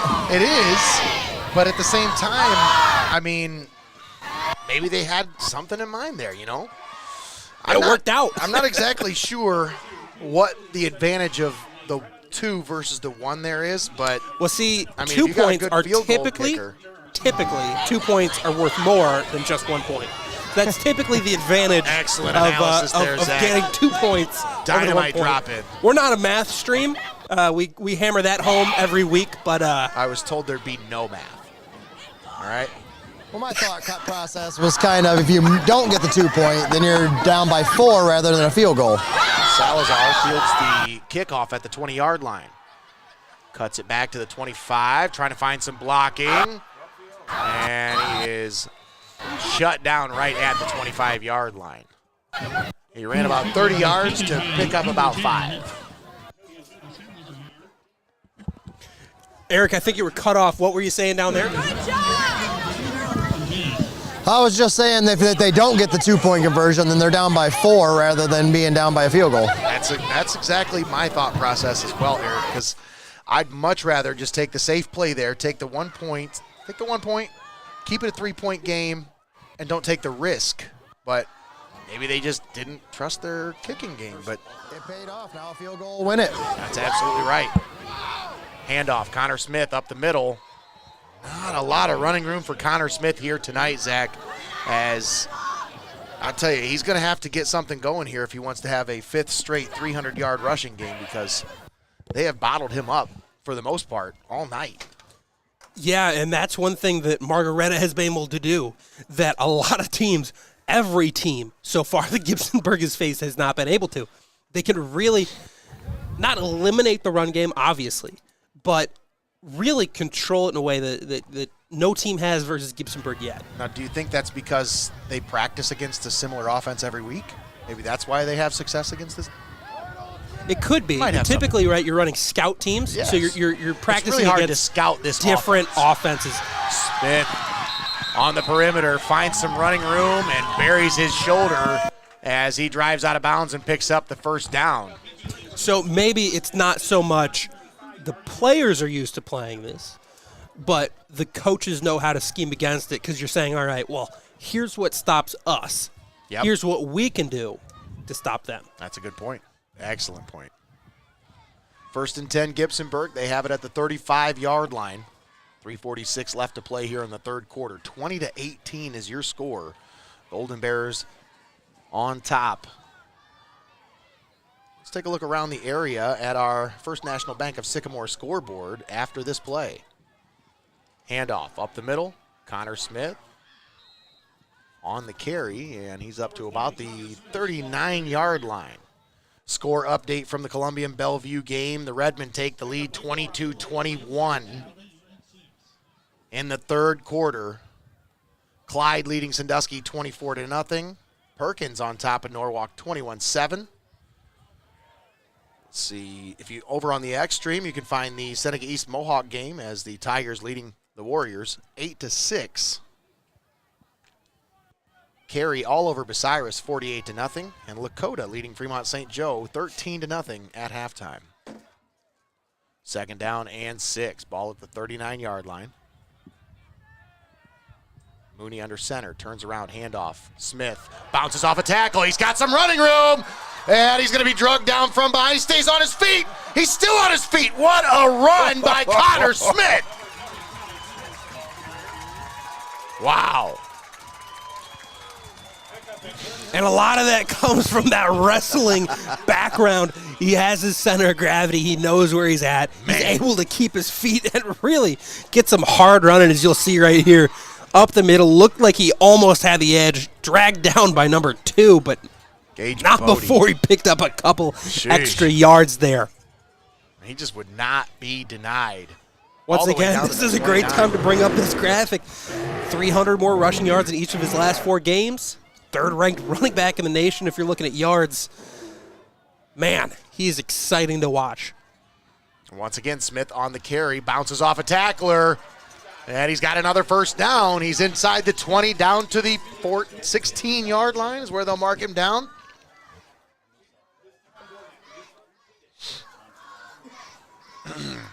You can hear the coaches up in the booth. Just run it again. Run it again. Run it again. And hey, if they ain't stopping it, why would you stop? That's something that you see a lot that works, especially if you get a lot of like big gain plays, big chunk plays. Just run up to the line and run it again. Yep. Odds are they can't stop it if they just missed it the first time. Smith on the carry, but this time Margaretta all over it as Jake Boggs comes in and blows it up in the backfield. Jake Boggs again, captain of this team. Leading rusher. Leading tackler, if I'm remembering correctly. Boy, this game is living up to the billing here, Zach. That it is. What an SBC River clash we have here. Down to 1:22 left here in the third quarter. 20-18 Gibsonburg. Mooney, handoff, Smith. No, trickery. That wasn't much trickery for them, but they trick me about every time with that play. Antonio Salazar on the carry. up to the 19-yard line. You know, you'd think I would have learned my lesson last time. Just wait till the play's over and figure out who gets up with the ball, then say. I'm just going to say Golden Bears are rushing. And the Golden Bears rush forward for 4 yards, and that is Antonio Salazar.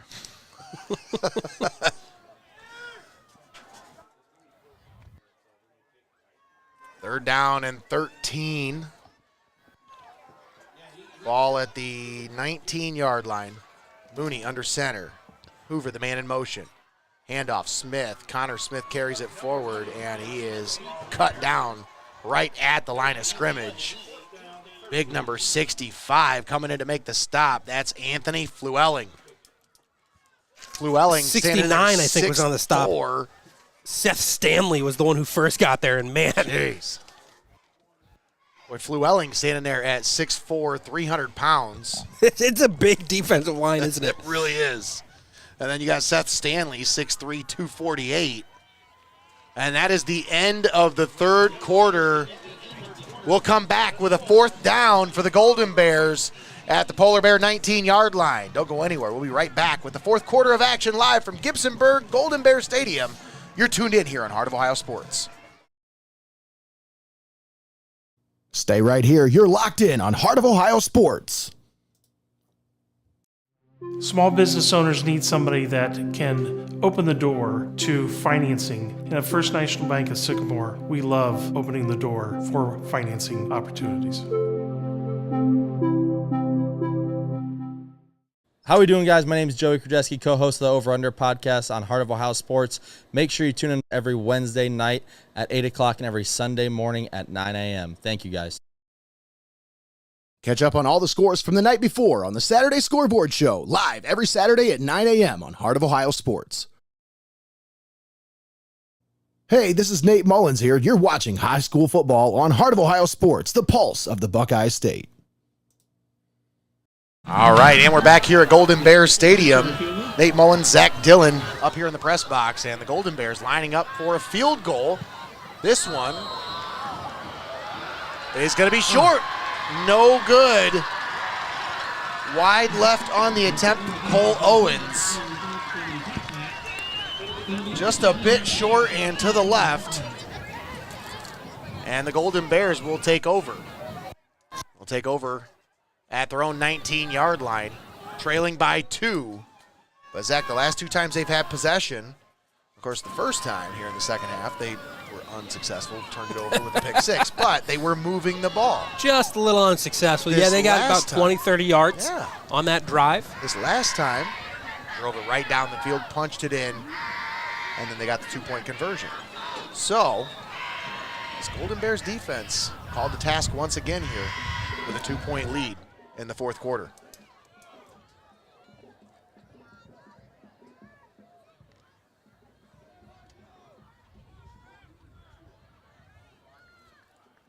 Sosa, handoff, Boggs, and he is tripped and stopped right in the backfield. Stopped right in his tracks.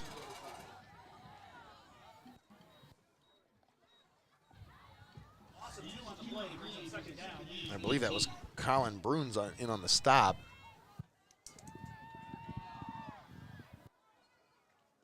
Second down and 12 coming up.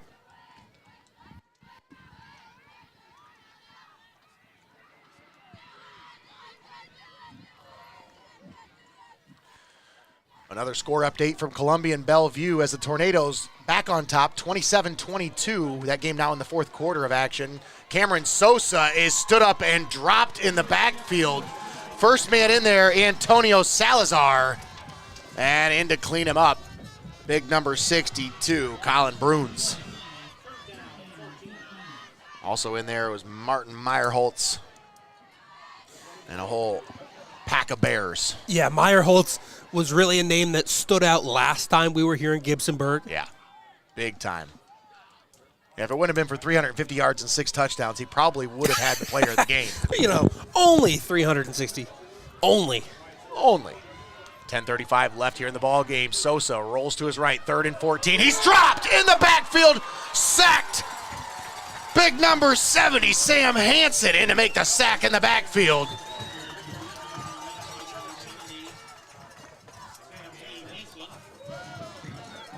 And that'll bring up 4th and long, and the Polar Bears are going to have to punt. Just saw there on the replay. Once again, that Great defense called to task, and they answer the bell. Big time stop on 3rd and long. Punt is away. It'll hit down at the 33 and rolls out at the 34, and that is exactly what you wanted if you're the Golden Bears. They will take over inside Polar Bear territory at the 35-yard line.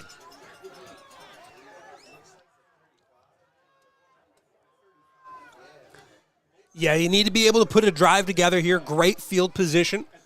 This gives you the opportunity to go up by 2 scores, and late into the 4th quarter, that's going to be the difference. You know, Nate, it's typically whatever team is ahead at the end of the game is going to win. That's usually what happens. Usually. That's the kind of quality analysis you can expect here in the heart of Ohio sports. See, unless you're the Browns.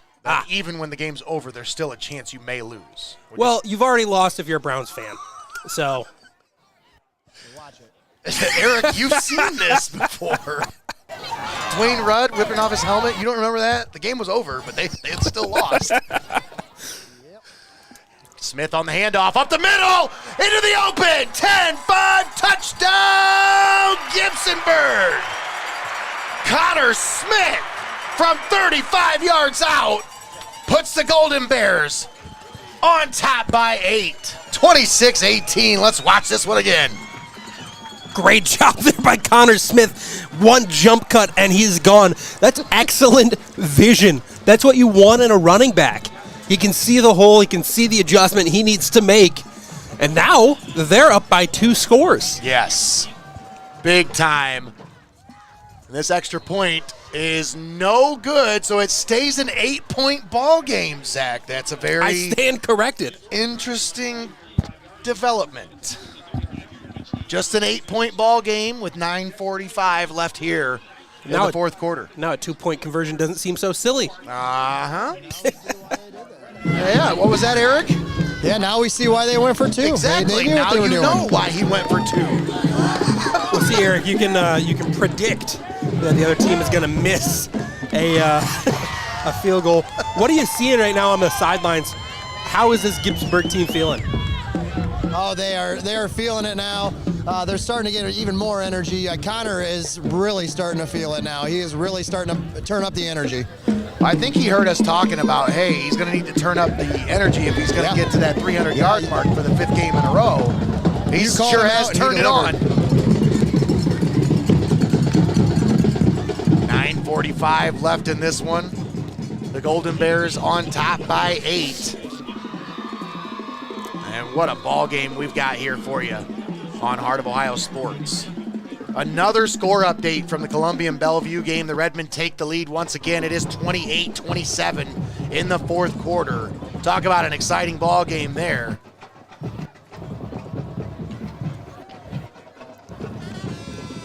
And a kickoff will be squibbed and it will go out of bounds. So the Polar Bears will take over at their own 35-yard line.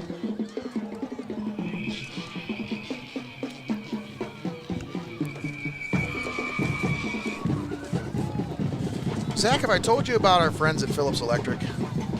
You have, but I'd love to hear them again. Let me tell you. I mean, Phillips Electric in downtown Tiffin is an authorized dealer of Whirlpool, Kenmore, and Maytag products. Now, if you got any questions about any of the products or the brands that they may service or sell, please feel free to give Greg or Tom Phillips a call, 419-447-3934, or just stop by Phillips Electric, 176 South Washington Street in downtown Tiffin. And make sure you tell them the great folks at Heart of Ohio Sports sent you over there. 9:45 left here in this one. Polar Bears take over at their own 35. Cameron Sosa. Little miscommunication there on the snap. Or actually, it was on the handoff as Sosa turned right and Boggs was on his left hip. And he tried to quickly turn around and hand it back to him, but a fumbled handoff. And they averted disaster there. Yeah, that's miscommunication there. Typically, you want to say that's miscommunication on the part of the running back. You don't want to say your quarterback is messing up the handoff, but really hard to tell. Yeah. And a false start is going to go against the Polar Bears. And that'll back them up 5 more yards. Of course, folks, you know, it might not be flower shop season anymore, but that doesn't mean you still can't stop in and see your friends at Rogers Flowers. Stop in and see Brian and his wonderful staff today. Grab something special for that special someone in your life. Rogers Flowers is truly your one-stop destination for all of your special occasion needs. Second down and 16 coming up as they move the ball back on the penalty to the 29-yard line. Eric, I just want to say one of my favorite sideline chants of all time is the "you can't do that." Yes. Yep, that's what they had going down there. It's fun down here, you guys. Left, slings it out, complete to Wiley. And the Wiley senior unable to evade the Golden Bears defense as he's taken down right at the original line of scrimmage. Third down coming up here. 3rd and 10 at the 35-yard line. Yeah, Eric, you said it was really fun down there. It seems like it. This has been a great game. I can only imagine how excited. I mean, we can hear them through your microphone how excited the student section is. They keep getting louder and louder as this game goes, too. As long as they're not thumping on the stands with their feet anymore, that's all good. You know, my scoreboard cam doesn't like that very much. They can cheer as loud as they want. I don't care about cheering. What was the reason they got kicked out of the Extreme? Oh, screen set up. Oh, what a play from behind. Martin Meyerholtz coming up to make the play. He read that one perfectly. Because you know what, Zach? If you're a defensive lineman and you got nobody blocking you, something needs to click in your brain and say, wait, why are they not blocking me? Oh, yeah, screen, turn around. What a heads-up play by Meyerholtz. Look at him. He recognized that instantly, turned around, and snagged the running back from behind. Yeah, part of that coming out of that middle linebacker position, he saw all of his defensive linemen get in the backfield immediately. That's how he knew to put the brakes on, turn around, and make that awesome stop. Big 4th down here, 4th and 4. Sosa pitches it out. It's complete. He's got it to Bodie, and Gage Bodie has the first down up to the 47-yard line. That looks like one of those plays, Zach, where if they need 5 yards, that's the play they're going to call. Because it looked like it was a comfort level with that play between the quarterback and the receiver. There was. The receiver knew where to settle in, Bodie. Right in between the gaps of the defense. Great job finding that soft spot, they call it, in the zone. That's right. 26-18 your score. 6:45 left here in the ball game. Boggs on the carry, and he is tripped up from behind. Martin Meyerholtz in there on the tackle, as well as Cole Owens.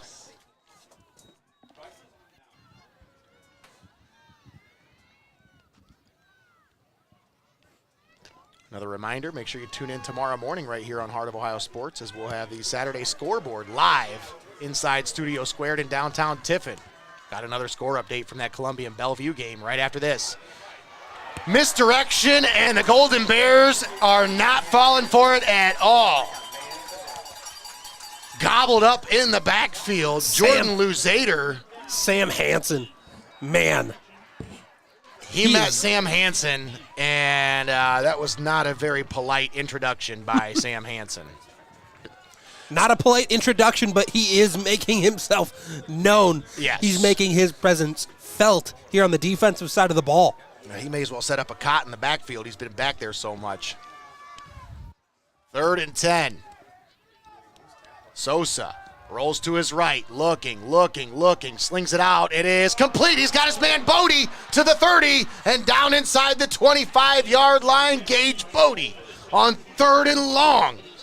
Boy, they got a connection here between Sosa and Bodie. And let me tell you, that was almost an interception. It really was. Look at this play. Look how close the outstretched arms of the defender are to tipping that. Ouch. Good read by the defender, but just not tall enough. It was Salazar. Again, the 5'7" Salazar already has an interception he made similar to that one. First and 10. And this time it is Smetzer on the carry. And Kane Smetzer carries it forward for a first down up to the 10-yard line. So the Polar Bears once again, a little momentum here on offense as they move the ball right to left. I told you about that score update from the Columbia and Bellevue game. Tornadoes now leading once again, 35-28. A back-and-forth affair over in Bellevue. Handoff, Boggs up the middle, some running room. He breaks a tackle, he lunges, he's into the end zone. Touchdown, Margaretta. Wow. Jake Boggs. What an effort there by Boggs, team captain, senior. Let's see it again. It's really that second effort. We thought he was stopped right here. Oh, what a play. Full body extension. Now they have to go for 2 here to tie it. This is huge. This is a big play here in the game. A big play for both teams here. Polar Bears have got to get this one to stay tied. Look for a pass here. Man in motion. Sosa slings it over the middle, and he's got his man in the back of the end zone for the 2-point conversion. And we're tied at 26 apiece. Under 5 minutes to play. We're at the 4:58 mark, and man, have we got one heck of a ball game here for you tonight, folks. Yeah, the linebackers there, keyed run. They full out sold to stop the run up the middle. And tight end pop is, that was what we used to call it in high school. It was a little tight end pop route. There's just 5 yards, slip in behind the defense. Man, what a game. What a ball game here tonight. Man. Of course, if you want to catch any of these ball games and you're out and about and you're thinking about where to stop and get something to eat, folks, look no further. Benchwarmers Restaurant and Delivery now featuring live streaming of all Heart of Ohio sports broadcasts. That's right. Stop down to Benchwarmers or call it in for delivery. Fresh cut fries, fresh locally sourced ingredients, and phenomenal service. Give the Tiffin store a call, 567-268-9268, and place your delivery order now. Ugh. Love Benchwarmers. Oh, burgers, man. You cannot beat those burgers. I was going to say the exact same thing. Parents coming to town, it's one of my parents' favorite spots to go. I love it. Those cheese curds? Oh. I know that's Greggy's favorite. Eric, you got a favorite from Benchwarmers? That pretzel bun, man. That pretzel bun. I don't care what burger it is. Any of the burgers, just give me the pretzel bun. Salazar fields it, and he's going to fall as he fields the ball right at the 15-yard line. So you can tell he's upset with himself right now, but young man, you just got to put that one behind you. So this is a really interesting position now, right? 5 minutes left to go. Can you sustain a drive that lasts 3, 4, 5 minutes? You got 85 yards to go? Got 85 yards to go. Certainly can. You're keeping that ball on the ground the entire time. You got to come away with the score. It's a very delicate balance between wanting to keep as much time off that clock, wanting to score, and wanting not to give the ball back to Margaretta. Absolutely. Coming out of that wing tee. Handoff up the middle. No, this is another one of those deception plays as Nolan Hoover carries it up to the 20, maybe the 21-yard line. That'll be good for 6 yards. And a nice pickup. Actually give him 7 on the carry, up to the 22. I tell you what, this has been one of the most exciting games that we've had the opportunity to cover here on Heart of Ohio Sports. Absolutely right, Zach. Something to keep an eye on if they get in field goal range. Their kicker over here is getting his kicking leg, the calf muscle, getting the massage going on it. Got to keep it warm. They've had some problems in the kicking game today, so I don't think they're hoping to have to rely on the kicking game. Connor Smith on the carry, bounces off a couple of tacklers, and he's got it up to the first down marker. That should be good enough, and it will be good enough to move the chains. And that's what you want to see there, Zach. 3 downs, 1 minute off the clock. Exactly. If you're the Polar Bears, you're looking to average about 3.5, 4 yards per carry. Small little chunk runs that just keep that clock moving. Wide receiver split out to the right. That's Jesus Rodriguez. Mooney under center, motion man Hoover. They hand it off. Connor Smith up the middle, and he's up to about the 30-yard line. Number 20, Connor Smith, the ball carrier. Smith. Like I said, 4 yards a carry. Following the block of Camden Wagaman. Big senior tackle.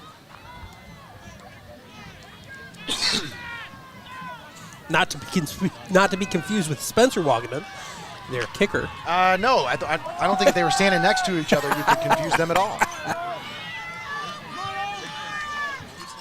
Out of that wing T once again here. Traditional formation. Handoff Smith.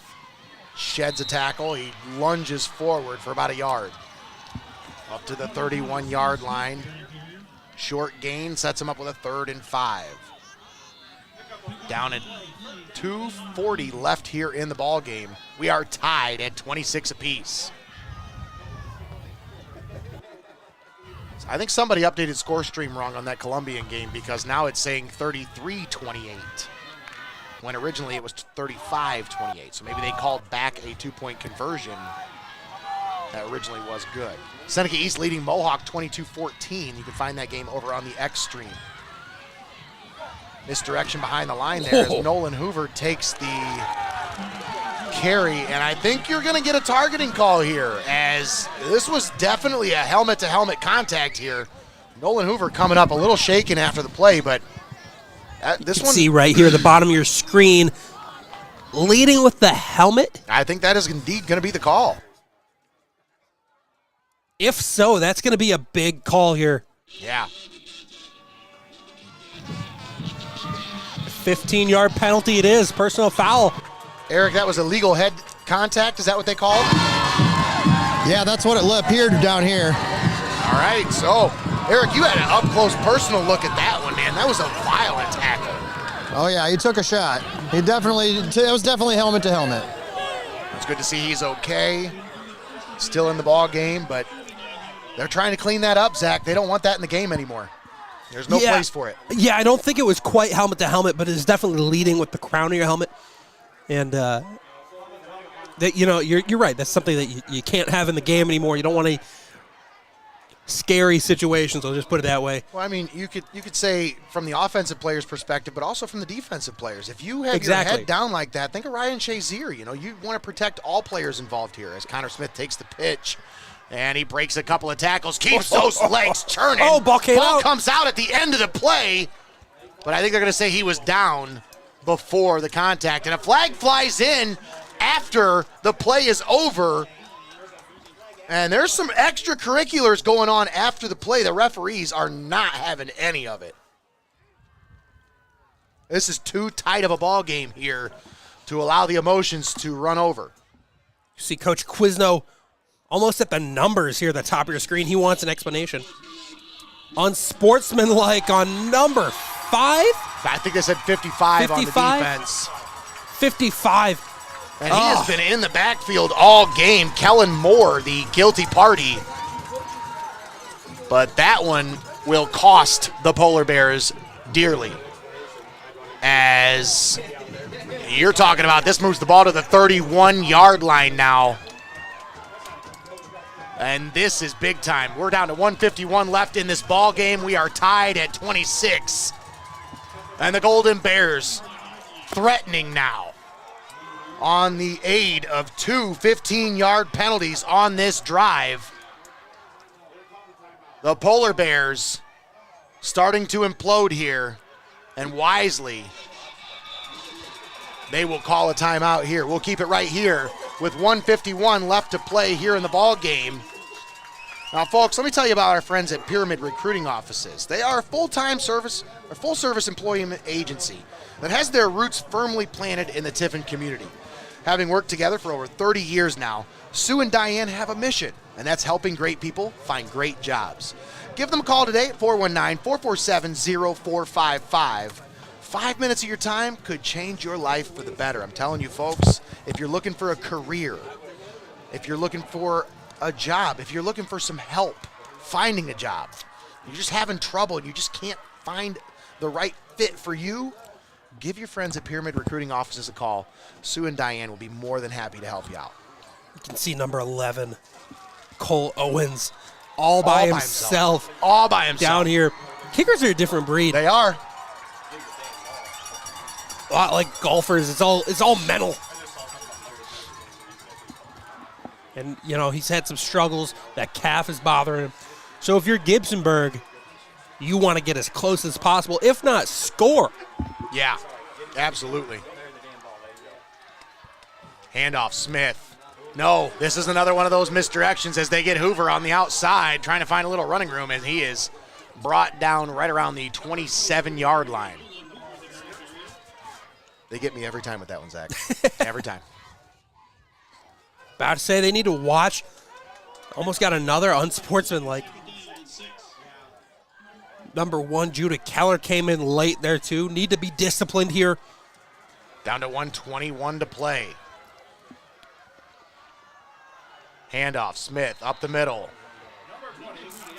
And he is tripped up. As this will bring up 3rd down. Hayden Wiley in on the stop. This Margaretta defense is really sticking up 3rd down. This is obviously 4th down territory. You'd have to think. Still have your timeouts left. Down to 54 seconds left in the ball game. Tied at 26. Camden Mooney settles under center. Motion man. Handoff, Smith. And the defense shuts him down right at the 25-yard line. And now it is 4th down. And we're down to 34 seconds, and somebody has to call a timeout here. Who's it going to be? It is Gibsonburg. 4th down and 4 coming up. They need to get it past the 21-yard line to convert this 4th down. Eric Hall, what are you seeing down there? What are you hearing? What do you think is the game plan here for the Golden Bears? We're going to stick with what they've been doing and with Connor Smith. That's got to be the call, right? 4th and 4. Now, how do you get him the ball, though? Because it seems like these Polar Bears have the inside stuffed up pretty good. Yeah. You get a little misdirection. Not working. Maybe a quick pitch to the outside. Someone that misdirection play that keeps catching you off guard all day. And that might be the route to go here. I know one thing. I wouldn't pass the ball here at all. 4th and 4. Big-time players make big-time plays in big-time situations. And we got a flag that comes in, and a sideline warning is going to be called against the Polar Bears. They're getting a little excited over there.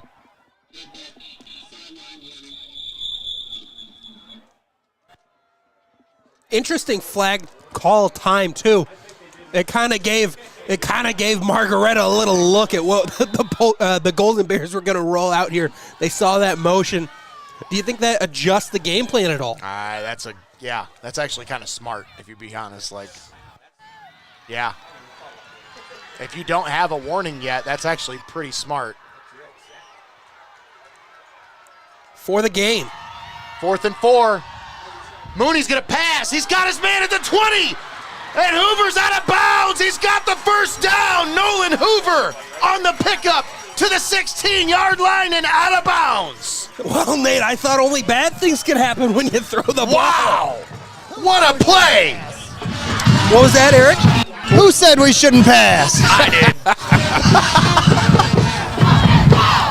They weren't listening to me, that's for sure, but that's all right. Good thing. That worked. That's what we like to see. And now we're back at it. 28 seconds left in the ball game. Gibsonburg right back up to the line. Mooney under center, turns around. They give it off to Hoover off the right side. And they're going to get him out of bounds, but they stop his forward progress before he goes out. So that's good. They're going to make them waste a timeout there. Wow. They blew that play dead really soon. I mean, a lot sooner than I expected them to blow it dead because he was still moving them legs trying to pick up extra yards. He was, and to add insult to injury, it looks like Hoover's a little banged up too, kind of limping back into the huddle. That changes things, Nate. Now, you really are in a situation where you might need Owens to kick a field goal to win this game. Wow.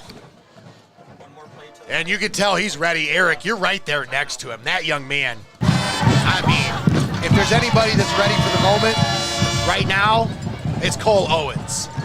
I've been watching him down here this whole quarter, and he's been warming up this whole time. He's getting that calf muscle ready. He seems to be okay. Let's see what happens here. He's warming up. 16.9 seconds left here in the ball game, tied at 26 apiece. Mooney, handoff, Smith up the middle, breaks a tackle. He's down, he's inside, and the ball's out at the end of the play. And he is down. They're going to say he's down at the 5-yard line. Timeout called by the Golden Bears. 10 seconds left. Oh, boy. So Gibsonburg still has one timeout left, correct? That was the final timeout. That was their final timeout. So that is it. Oh, boy. So that this is going to limit your run. You're not going to be able to call a run play here. You just can't do it, Zach. Well, and it looks like they're going to trot out their field goal unit out onto the field. Wow. Cole Owens is about to try and make the kick of his career. This is for the game, folks, right here. This is for everything. Tied at 26. 10 seconds to go. Cole Owens lines up for a 20-yard field goal. The kick is up, and it's good! Cole Owens from 20 yards out knocks it through! And the Golden Bears lead by 3, but hold on. There's still 6 seconds left. Oh, boy, and that just about does it. Hold for some miracle by the Polar Bears. What a kick. Owens, you can see how hyped they are on the sideline. Man, Eric, that was the kick of the game. Eric, we knew he was ready for the moment. You could see it on his face. He wanted redemption. Yep. I was hoping to see him get that moment. That's a big-time play from a big-time player in a big-time situation right there. Looking back at that replay, it was so cool. He knew he hit it through immediately. That arm went up. Fist pump. The ball hasn't even made it to the uprights yet. Wow. You'll love to see the confidence, and man, that is the play of the game. Absolutely.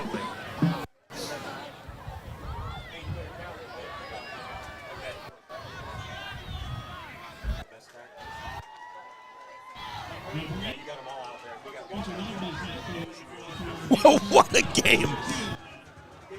Oh. So now you put this. Bears have all their best open field tacklers on the field for this play. Yeah. Now what you do is you're squib kicking up the middle, try to get this ball on the ground, which is exactly what they did. And the Polar Bears will go down right at the 35-yard line. Wise play there by Smetzer as he just says, no, we're not going to try to return this. We're going to try to get our best play drawn up right here and try to win the game from 65 yards away. Exactly. It'd be interesting to see how Coach Quizno draws this one up. They're the Gibsonburg Golden Bears are in prevent defense, as we can see here.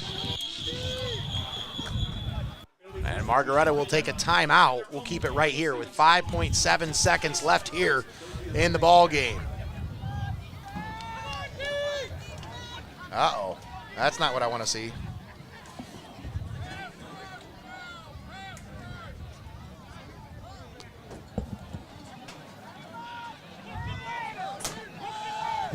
And Nate Mullins trying to do some firefighting, trying to get this camera back.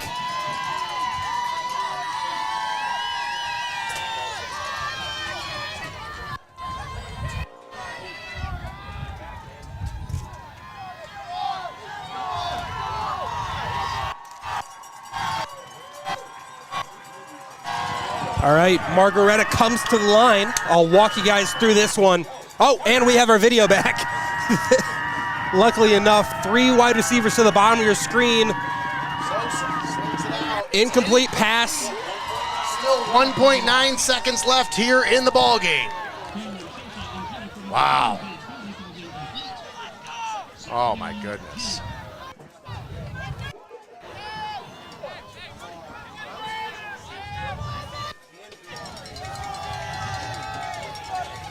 Let's see if they come out with the same thing. And they're going to call a timeout. Oh boy, is this exciting. Now you almost have to wonder here if this play is getting drawn up in the huddle, as it were. You have to wonder, all right, is Coach Quizzer just saying, hey, all right, this is how we're going to run it? Because how often do you really practice like a Hail Mary play, a hook and ladder kind of all-out play? I can't remember ever having to do that in my practices in high school or college, because really you don't prepare for this situation, yes. Right? You're preparing to be in a position to win the game, not some go-for-broke touchdown pass to win it. I remember my freshman year, our coach installed a trick play on the last day of our training camp, and we would practice it one time every practice. To end the practice? To end the practice. Yep. We never called that play the entire year. But it was still fun to run in practice. Sosa drops back, slings it out left side. Bodie on the reception. Back to Wiley. Now they're going to play a little back and forth here. Sosa slings it back, and it's knocked down. The Golden Bears cover it up, and they're going to win this one. Gibsonburg with the win. 29-26 is your final. Yeah, that hook and ladder wasn't executed as well as you would have hoped. What a game here from Gibsonburg. Oh, boy. Wow. If this really is the decider of the SBC Conference, the River Conference, man, what a game to do it. You're absolutely right, Zach. Absolutely amazing ball game here today at Golden Bear Stadium. Oh, man, take a look at that one more time here, as the luck ran out at the end there for the Polar Bears. And that's the end of it. Intercept that lateral and run it back. And once again, your final score, Gibsonburg 29, Margaretta 24.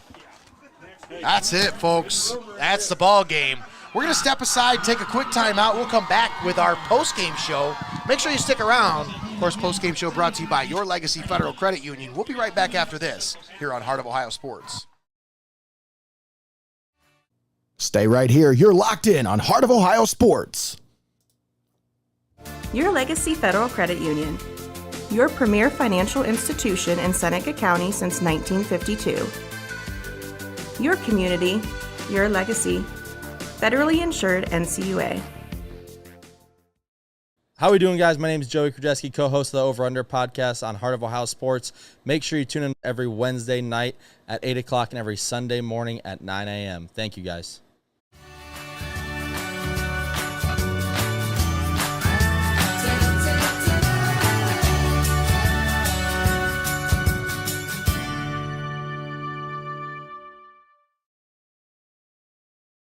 Be sure to give us a like, follow, and subscribe to Heart of Ohio Sports on Facebook, YouTube, Twitch, Instagram, and Twitter.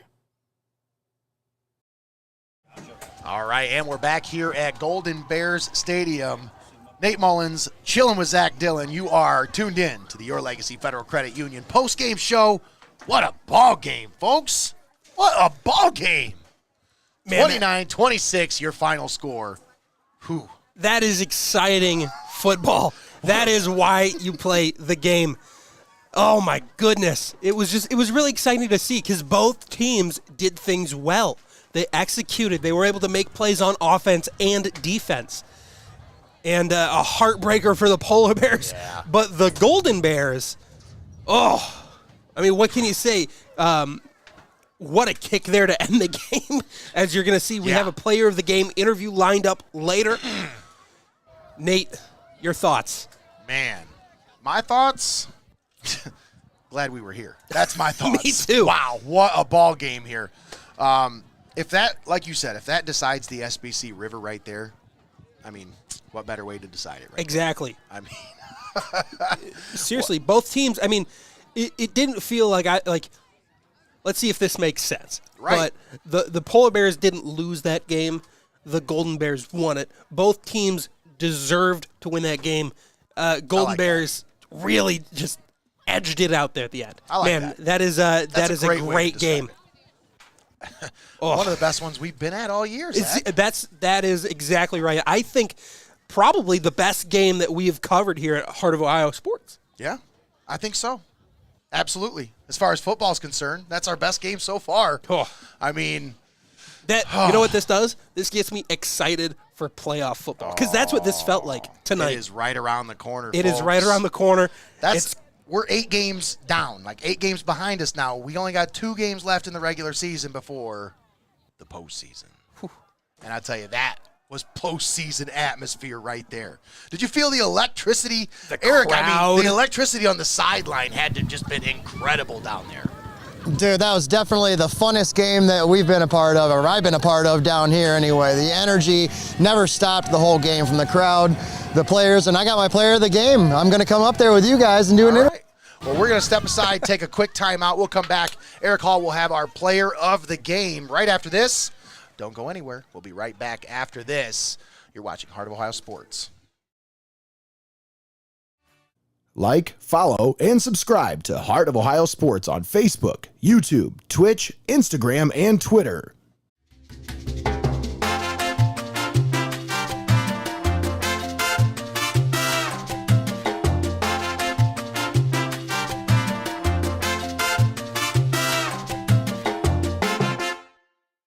Hey guys, this is Aaron Steyer from the Over Under Pod. You catch us every Wednesday night at 8 p.m. and Sundays at 8:30. Come join the fun.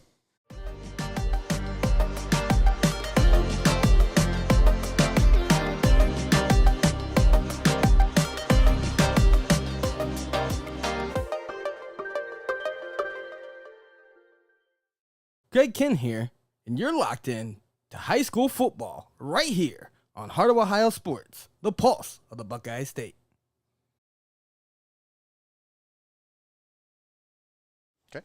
All right. And we're back here with the Your Legacy Federal Credit Union postgame show. Nate Mullins chilling with Zack Dillon up here in the press box. Of course, we've got our player of the game on standby. MST Sauce Company, of course, is your presenter for the Player of the Game award. And Zach, I mean, was there anybody else that we could have picked tonight? I don't think so. Man, the kick to win the game doesn't get much more exciting than that. All right, well, we are standing by, and we have our sideline reporter, Eric Hall, standing by with Cole Owens, our MST Sauce Company player of the game. All right, Eric, you can go ahead and take it away. All right, thanks, guys. I got Cole Owens here. What was going through your mind in that last kick for the game?